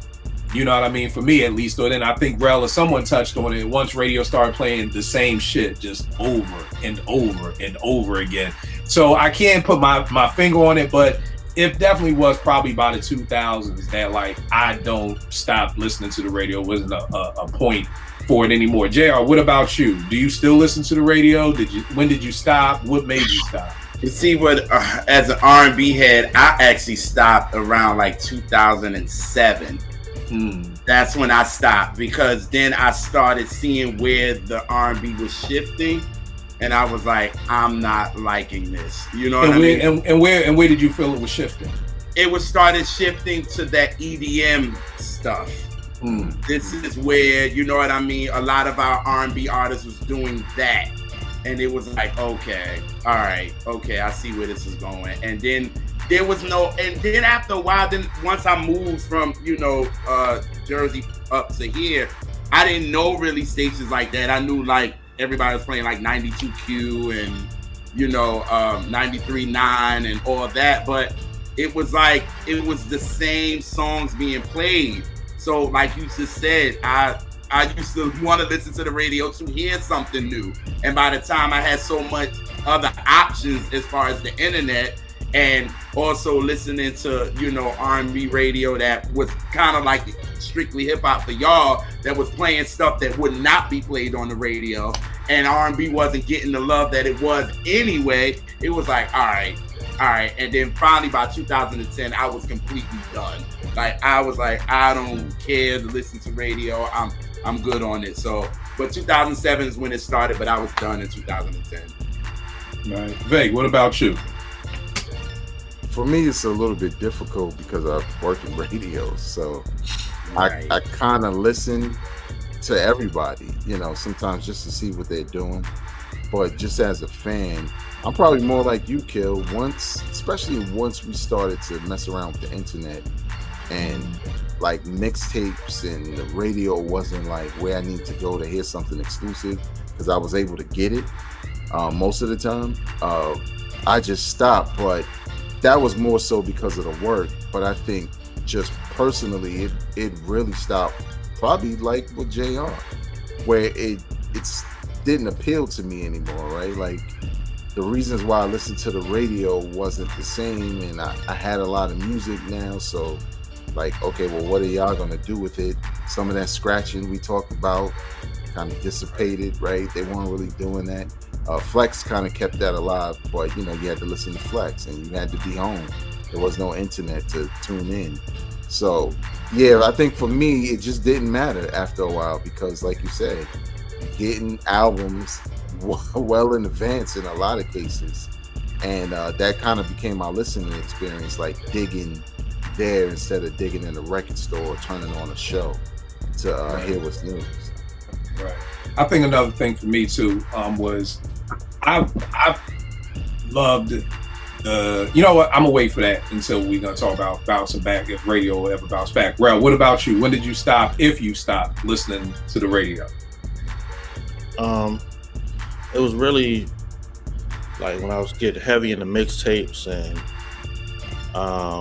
then like they said, the internet and all that. It was kind of like happening around the same time, and then they started playing like the same stuff, and you know, I was really heavy in the mixtapes. So I was getting a lot of exclusives from the mixtapes and off of LimeWire and shit like that. You know what I'm saying? So it's like I wasn't really interested in hearing, you know what I'm saying, what they was playing on the radio. You know what I mean? They was playing a lot of the same stuff. You know what I mean? And where I would try to get some of, like back in the day here, exclusives from some of the radio shows, I kind of drifted away from it. Like, you know what I mean? Like stuff started to become more accessible. And it steers you away from the radio, to be honest. You know what I mean? I don't gotta wait for them to play this. I can go download it, or you know what I'm saying, or I got it on Blue Tape, or I got it on this K-Slate. You know what I mean? You know what I'm saying? It just steers you away from the radio. You know what I mean? It started to get, and that you had made a great point. Like the work we put in for certain stuff, like that creates the memories and the moments. You know what I'm saying? And like now stuff's so accessible, like it ain't no moments or memories like that. You know what I'm saying? Like where was you at when you heard this? And it's like the same place. Like I was sitting in front of my computer playing and I heard, you know what I'm saying? Like the moments, man, like that we had, like that's what really make it special. You know what I'm saying? So I feel bad for them that they don't get to experience some of the stuff that we went through. You know what I mean? Even risking our lives and doing some of like the dumbest shit we probably ever could have done in our lives. But that ties into how dope the music is. Imagine if you have a dope experience getting to the music, then you get the music, and the music is incredible. It's like I said, I know the Jungle Brothers straight out the jungle. Technically, it's not better than Low End or Midnight, but the memories of where I was in my life, mixed in with great music, mixed in with hearing it on the radio, for me makes it better than anything Tribe can do. Because when I listen to Straight Out the Jungle, that takes me back to Brooklyn. That takes me back to growing up. That takes me back to my cousins. You know, so it mixes those two things in together, and that's something that all this new generation will have is the music, which is cool, but you're still missing out on this other piece of. It's almost like to me, it's almost like you know,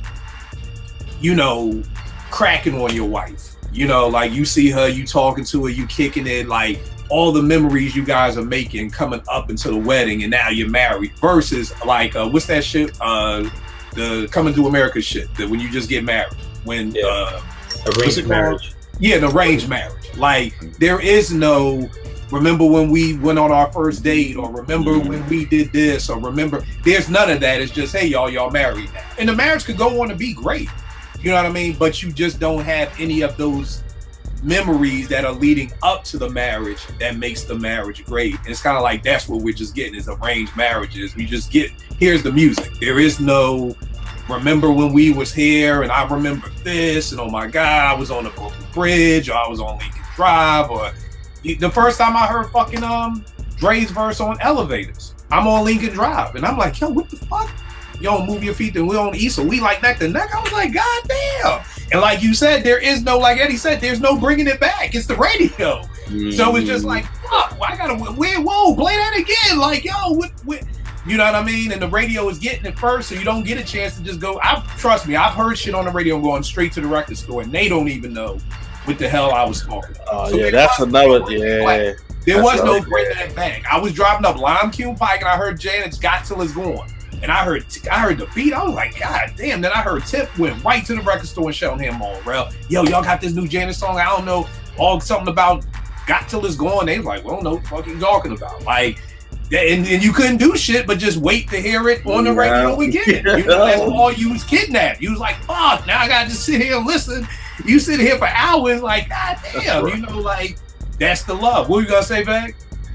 I was gonna say just to kind of put some context on the listening experience today, because obviously it's not what it was for us, but I think there's a sense of enjoyment for kids of this generation, because I would have loved for one of these albums to come out at midnight and I could chop it up with y'all at midnight. True, like we're listening together. You know what I'm saying? Right. Yeah. That experience was like when you see it happening, you know, it's crazy. You can't even go to sleep because everybody's like, yo, you heard this, and oh, you heard what he said on this. So I can see for them, it may not be the setting, but it's the community experience that they had that we didn't have. You know, we usually had to go home or to the block or to school to really see if everybody felt the same way. Right. If they could afford to buy the shit, right? Because that was the other thing. Part too.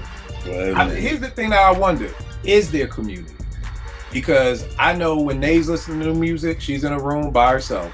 You know what I mean? So I just wonder if this new generation is like, if all of us were like 20, would we all be like, all right, the new Nas Hit Boy's coming out at midnight. Let's jump on StreamYard or let's, get on FaceTime. I wonder. You know what I mean? No, it's different. Right? Because for them, it's we on Discord or we on Twitter, right? Like when we watching the big fights, I'm tweeting. When I'm watching football, I'm tweeting. I'm looking at other tweets. I'm responding. So it's just a different way. Yeah, it's a different way. I miss the in-person shit. I miss the fight parties, like at Morgan. Like I miss it being like, yo, who buying the fight? Everybody ante up, put $5 at the door, and let's watch the fight together. Like, you know what I mean? Like, no, you ain't lying. Because that last fight, my brother's like, you having a fight party? I'm like, nigga, what? Like, right. Nah. I feel you. So tell me this. We got so caught up in that conversation. Eddie, what about you? Did we talk about when you stopped listening or when? No.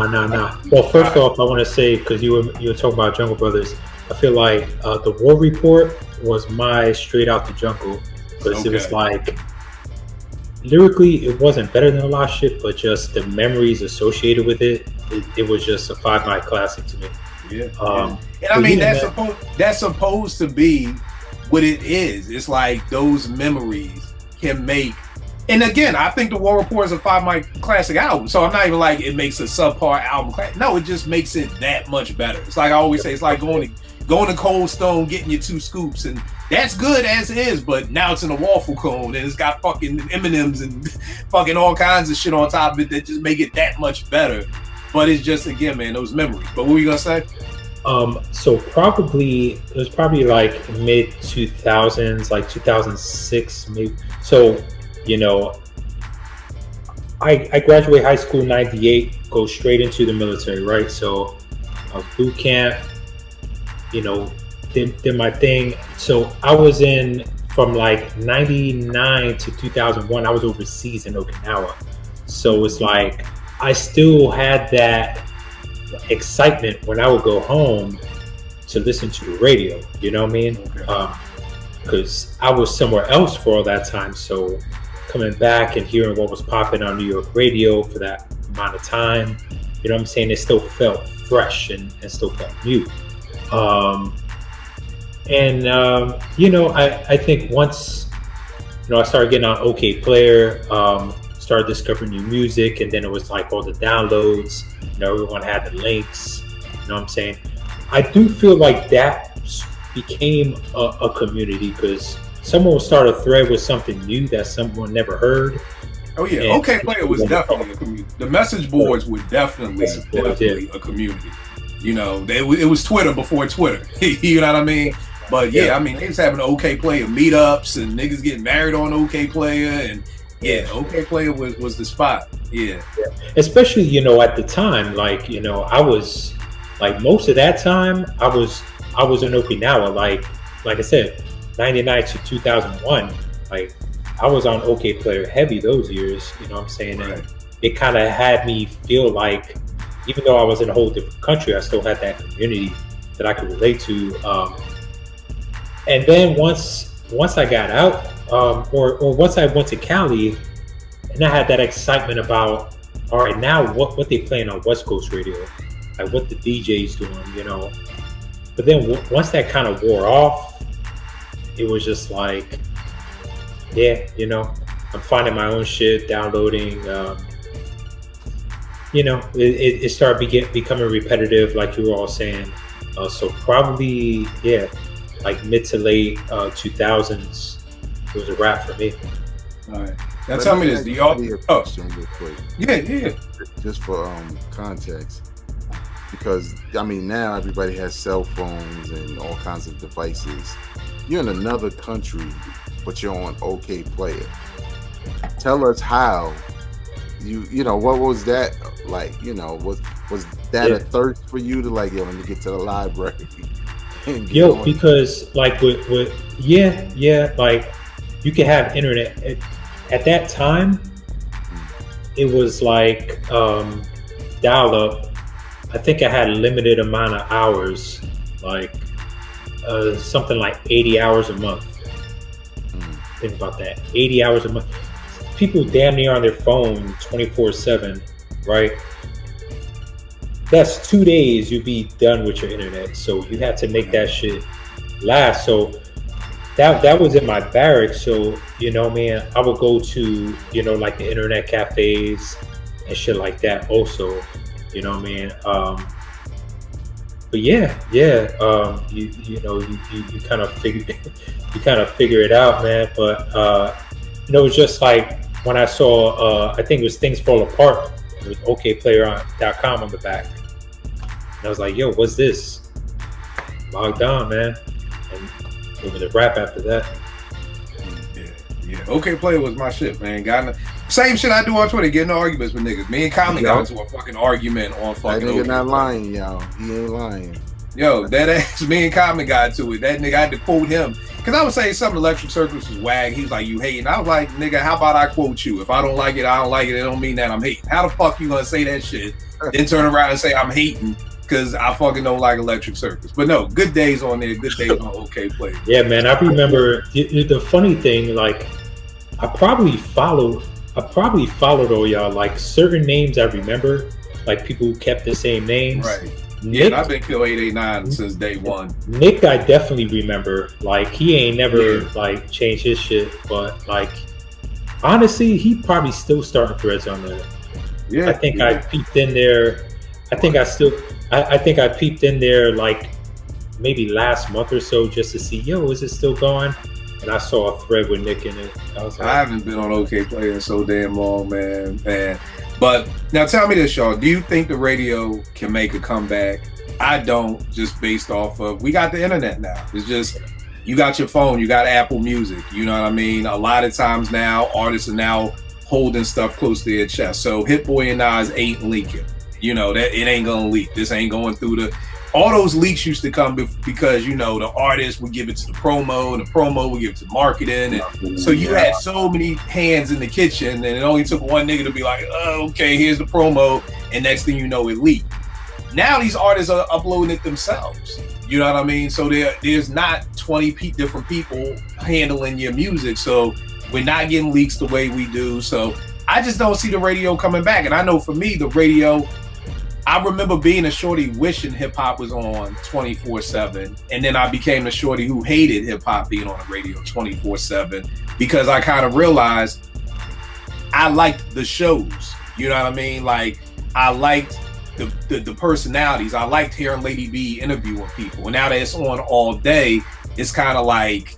It's almost like Tanya will be like, yo, why do you watch ESPN? Like, it's like 50 fucking shows and they all talk about the same shit. And it's like, yeah, you just got to find the show that you like. Maybe you like, you know, back when it was His and Hers, or you like First Take, or you like NBA Today. But normally it's like you like somebody, you like the host. And then that host kind of makes it go. Or like Vegas was saying, when shows used to be like, when niggas would just come through. You know what I mean? Not only was people listening to Strictly Hip Hop for the exclusives, it was like, yo, who they interviewing this week? Who's going to be up there this week? And things like that. So, you know, I personally don't think the radio is going to bounce back. I think I don't even know how it's still working right now. Like, I don't know who listens to the radio. I know back in the days, like people would listen in their office, but now with Spotify and podcasts and all this stuff. So I honestly don't even know how radio is even still here. But so I don't think it's coming back. JR, what about you? And again, maybe talk from an R&B perspective. Maybe the radio is more productive in the R&B world than the hip hop world, or the adult contemporary world, or it's kind of the same. There's so many resources out because it took me a minute to finally say, yo, I'm gonna stream something. It took me a minute because I was like, I have it all. Like, because I was literally going out and buying it and doing all this, and finally it was just like, this is the new age. You got to get with it or not. You know what I mean? So it's just like, I was just like, all right, I'm with it. You know what I mean? But I agree with you, kid. I just think we have just too many resources out there now. And it's like, why do you need the radio? You know what I mean? You got these kids that got their own phones and all that, and they can just click on something and be like, all right, I'm buying it. Or they got Spotify or this or that. And it's just like, it's not going to go back to when we had it. You know what I mean? When we was like, yo, we were waiting to you know, for an exclusive to come, or we were waiting to record a song that we were waiting for, that we heard for the first time, and we waited all day for that joint to come back just to record something. You know what I mean? So I think it's just a different age, and I think the way we want it and the way we had it it's not gonna get back to there. So it's just like, you kind of gotta just take it for what it is. You know what I mean? And everybody now is having what is that, XM radio now. Like FM ain't even like that anymore. Everybody got, you know, satellite radio, and everybody going there, and you can kind of pick what station you want, and that's just about it. So I kind of see it not really going back to where we had it though. What about you, Veg? Now you're in radio, so talk a little bit from your perspective as a fan, but also somebody who works in radio too. Well, like attending conferences and, you know, obviously looking at the surveys they do every year, as far as usage goes, and podcasts and streaming and where that is, radio is still king. And it's because of the convenience. It's in your car. True. Just turn it on. Right. So the ratings are still there. The audience is still there. But to your point, there's a generation, which is primarily Generation Z, but you can throw millennials in there a little bit also, that will never listen to the radio. Never. And one of the things I point out to people like on my staff coming from these conferences, you know, and kind of analyzing everything also, is the fact that with us, it was different, right? We in the car with our parents. They want to listen to what they want to listen to, but we know we could go home to our radio and listen to our station, right? So we're all listening to the radio. Now, the kids are in the car and the radio's on, but they have what they want in their phone. So there's no thirst to go listen to the radio. when they have everything they need. Like, people always assume, like, when my son's like, yo, what hip hop they like? Man, they listen to like video game soundtracks and shit. Like, they could care less about it. They know it exists. They know it's important now, but it's not a part of their lifestyle, and they will become the dominant listener. That's when radio's in trouble, because they don't have a history like we do to turn it on every now and again. And let me see what Hot 97. Let me see what Power 105. Like we do. They could literally care less. Shit, my kids could care less when they hear me on the radio. They don't even flinch. Like, hey, it's daddy on the radio. They like, so nigga, ain't that where you work? Like, oh. Right. Like, okay, that's a feat. You know, I'm like, Bill, right? You intern, you just want to be a part of it. They right. So, yeah, the whole game is different. Like, and that's why I was saying I was an intern when now you ask a nigga go to the store for you, like, I'm going to the store. That's not part of my internship. You know what I mean? Like, I was like, nigga, you need to clean up. Them niggas could have been like, yo, we need you to clean the bathrooms. I would be like, okay, whatever I gotta do to be down. Like, yo, I'm with it. Like, these kids ain't fucking around with that shit. You know what I mean? Like, nope, they could care less. Bro, what about you, man? Do you think radio can come back? Nah, I just don't see how. Like, everything is so many other outlets that's easier and accessible. That was interesting hearing it from Vague's point of view, though, because he's actually in radio. Like, I never really thought about. I mean, it is everywhere. Like, in your car, you cut your car on, you just, you know what I mean? It's the most accessible, you know what I mean? But there's just so much other stuff out now that I just don't see how it gets back to the glory years where that's where you look at for music, because you can just go so many other places and get it right then and there, you know what I mean? So I don't know. I don't think it'll ever be just dead no time soon, but it won't be to the point where it was when we was coming up. Now let me ask you this, Eddie. I'm gonna get to you. Quick question, because I know for me, I'm visual. So even when I started this podcast, it started video before it even. I just started doing audio with iTunes and all that shit a couple of years ago because I like visual shit. Do you think, like, when we're talking about radio and Vague, you talk about not even knowing what Red Alert looked like because you're just listening. And it reminds me of when my grandmother would talk about, we ain't have TV, we just had the radio. We'd have to imagine what people look like. And that shit sounds crazy now. Like, what do you mean you don't know what these people look like? So when I see all these podcasts, I see Drink Champs, and I see Math Hoffa, I'm always seeing, when I see the Joe Budden's podcast, it seems like people are always watching it on YouTube. Not saying people don't stream it, because of course they do, but do you think that has something that now that we have the capability to see things visual? Like, do y'all watch Drink Champs or do you listen to it? Or whatever podcast you guys watch, do you more so go to YouTube or do you more so go to Spotify?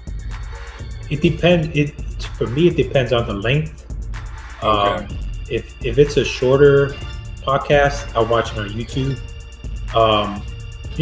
5B be going 2 hours. I'd watch it on YouTube because, if I'm not on it, I'm still interested in what's going on and y'all fan. But Drink Champs could be going super long sometimes, man. Like 4 hours. No. Yeah, I'll just listen in. But Okay. Something shorter, I'll definitely YouTube it. Okay. I was just wondering if that's affecting radio, because again, it seems like a lot of people wanted the visual of it. They want to watch Drink Champs, and I mean, I think it's different seeing people get fucked up than hearing people getting fucked up. I know for me, like, it's hard for me to just, and again, maybe that's just me that, like, I need the visual, but that's always been me. So you come home with a church service on CD, like, listen to that, like, nah, I need to see it. I can't listen to the church service. I need to see it. So give me the DVD. If I missed it, then come home with the DVD. This is how long I ain't been to church that we talking DVD. I'm sure I can, go on the website. But what you gonna say, Eddie? Oh, the other part of it is that, going back to how long it is that a lot of times, like, I just watch the clips. Like, if then after a while, if I'm interested in hearing the whole thing. the way he has it chopped up, I'm like you. Like if I see the clip and it looks interesting, then I'm like, oh, okay, I'll listen to that. But I really don't have the time to take 3 whole hours and just listen to Ed Lover talk or listen. Well, I'm not listening to Dan talk, but like, so you're right. Like I do like the clips where it's like, okay, you know, such is like 20 minutes. Loon is gonna talk about the Dipset breakup or something like that. Like, you know, what you gonna say, Beck? I was gonna say the video side is had more of an effect on podcasts than anything, because I'm the opposite of you, right? I was podcasting audio first for the longest, and it was working, and then it got to a certain point, and I'm kind of late to the party because people been asking for it. It was like, yo, you should do a video show, and I'm like, why? You like the audio? Right. We want to see you, and I'm like, what? What's the difference? Like, you know, to me, it's like, what's the difference? But there is a difference, right? Because there's a connection when they get to see you talk. And, you know, I think about, okay, yeah, I'm telling a lot of jokes, but now you can see my facial expressions, right? Which are happening on the audio side, but you just can't see them. You know what I'm saying? So, plus, you know, I'm in 4K now and all that shit. I'm broke. But, you know, but yeah, and just one last thing, it was something I learned when I came back to Strictly Hip Hop in like 2013 or something like that, and I was hosting like remotely. I remember Kill was like, "What the fuck you playing? It ain't shit out." Like, and I was like, "Hey, nigga, this music, we just got dig for it. That's all." But I had all these young interns, right? And it was weird to me because I was giving them the same kind of directives, Kill. Like, you the host, I need you to do this, I need you to do that. I set this up, and I would listen, and they wouldn't do nothing I said. And I would just call up like angry man at 2 a.m. like, yo, what the fuck y'all doing? Blah, blah, blah. And I remember having a couple of meetings, and they just said like, yo, we need to see you. And I'm like, fuck seeing me do what I say. Like, but I had to realize with them, they're just visual. Right, everything, like seeing you is like, oh, Vegas is real. You like fucking Charlie's Angels. You just a voice on the damn intercom, like, you know, tell the 3 chicks what to do every week. Like, we ain't never seen Charlie. Like, it was like, hey, Charlie, what's going on? It's like, yeah, girls, we need you to do. It was. You know? Yeah, because every time I would just call up, they'd be like, oh shit, this nigga calling. What we do? But yeah, it's just a different generation, man, where they kind of want to see you. And me as a podcast listener, like for Drink Champs, I would listen on my commutes because it made my ride like easy. But once it started to drop on YouTube, like on Saturdays, sometimes I was like, well, shit, I already came from the gym, kind of in the house, I might as well watch it. So it's right now it's kind of like sporadic, but YouTube is changing things in a big way now, especially for podcasting. So. Eddie, real quick, you think the radio's ever bouncing back? Any hope for it? I don't know, man, because I feel like JR had mentioned XM radio. I remember when Sirius first came out, and I was rocking with Sirius. They were getting a lot of personalities. They had all the interviews, and they were uncensored, so that was cool. You're like, fuck, I don't have to listen to the censored version of this song, you know what I mean? You hear, you know, the explicit versions and all that.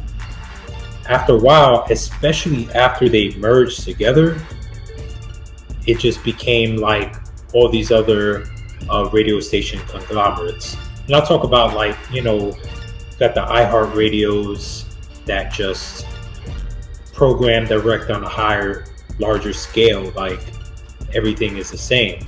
I think, you know, the internet radio stations kind of became more of what the college radio stations were. There were some internet radio stations that were kind of doing their thing. But yeah, even now, I don't know. Like, it would need to be like, because what we all saying, right, is not just about the radio, it's about the personalities, it's about the interviews.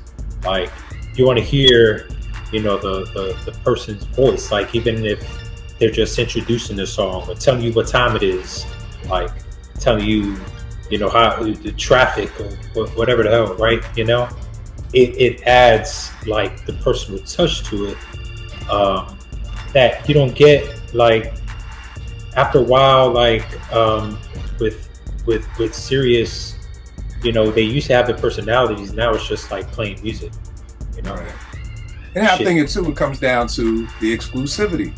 You know what I mean? At the end of the day, I think if there was a radio station that was like, we got the Hit Boy and New Nas album a week before it comes out, tune in, niggas would tune in. You know what I mean? Or if niggas was like, yo, we got the new Pusha T disc back at Jim Jones before anybody else got it, we would tune in. It's just the fact that they get shit, we get shit before they get shit sometimes. Like, you know what I mean? So I think that that's also the point of it too, is that it's the need for it. Like I always say, people come where their needs are being met. You know what I mean? And so I realized I didn't really answer the question. I do think there's a possibility. And the reason why I think there's a possibility that it bounces back is because with this new generation, it's like everything old becomes new again. Just like the vinyl resurgence and all this other shit, right? It's like there would be a time when you're like, yeah, radio is a new thing. Who knows?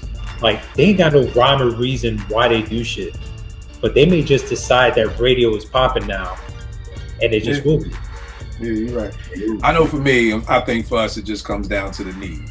You know what I mean? And if, like I said, if somebody said right now, yo, tune in at midnight, and we got the new Fill in the Blank album, we got the new Clips album, you know, we got Pusha Mal up here, we gonna play some exclusives, I'd be tuning in. You know, the problem is nobody is saying that shit. You know what I'm saying? Or Two Dope Boys is I got the new Pusha T, or some, you know, a website is saying it, or somewhere else is it. You know, so again, people come. It's almost like shit. If you could get, if you love Rel, if we had cheesesteaks in our crib, nigga, we ain't going to fucking Gems and fucking not Gems. Fuck is wrong with me? We ain't going to John's. We ain't going to Delisandro's. You know what I mean? We're going because the need is being met. There's something there that we need, and that is where we're going. As soon as that need is not there, it's not being met. We stop going.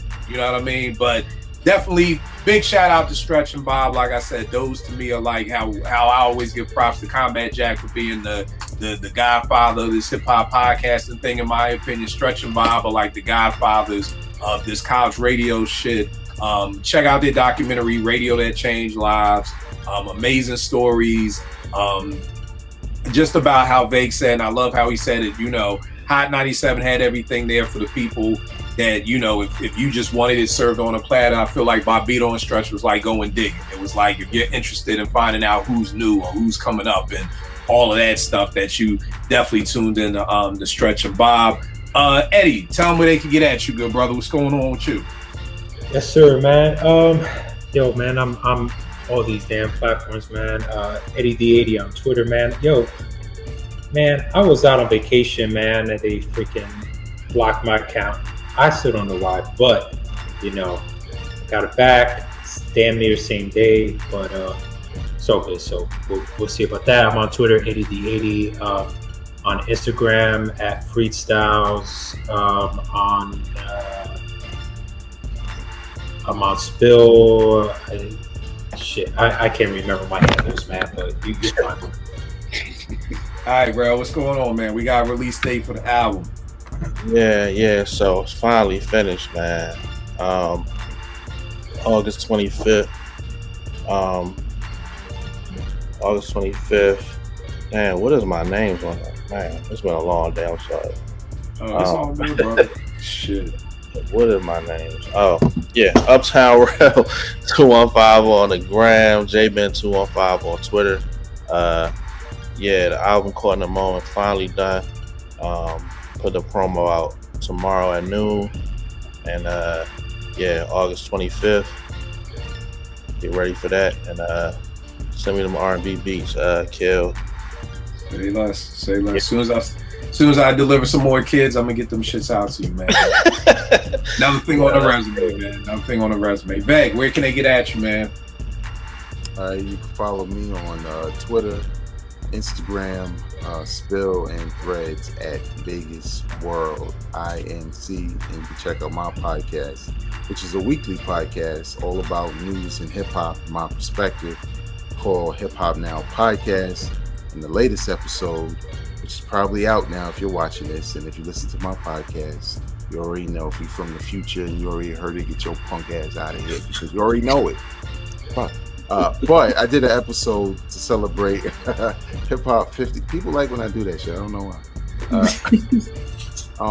I did a show like to kind of celebrate hip hop for 50 years, and I did 10 impact artists, hip hop artists, over the years, right? Not a top 10, not the only 10, but just 10 artists and the impact they had on the game and how they, influenced other artists, but also what they brought to the game that's uniquely them and kind of, again, influence artists and hip hop in general. So should be dope for people to watch. So check that out on YouTube and wherever you listen to podcasts.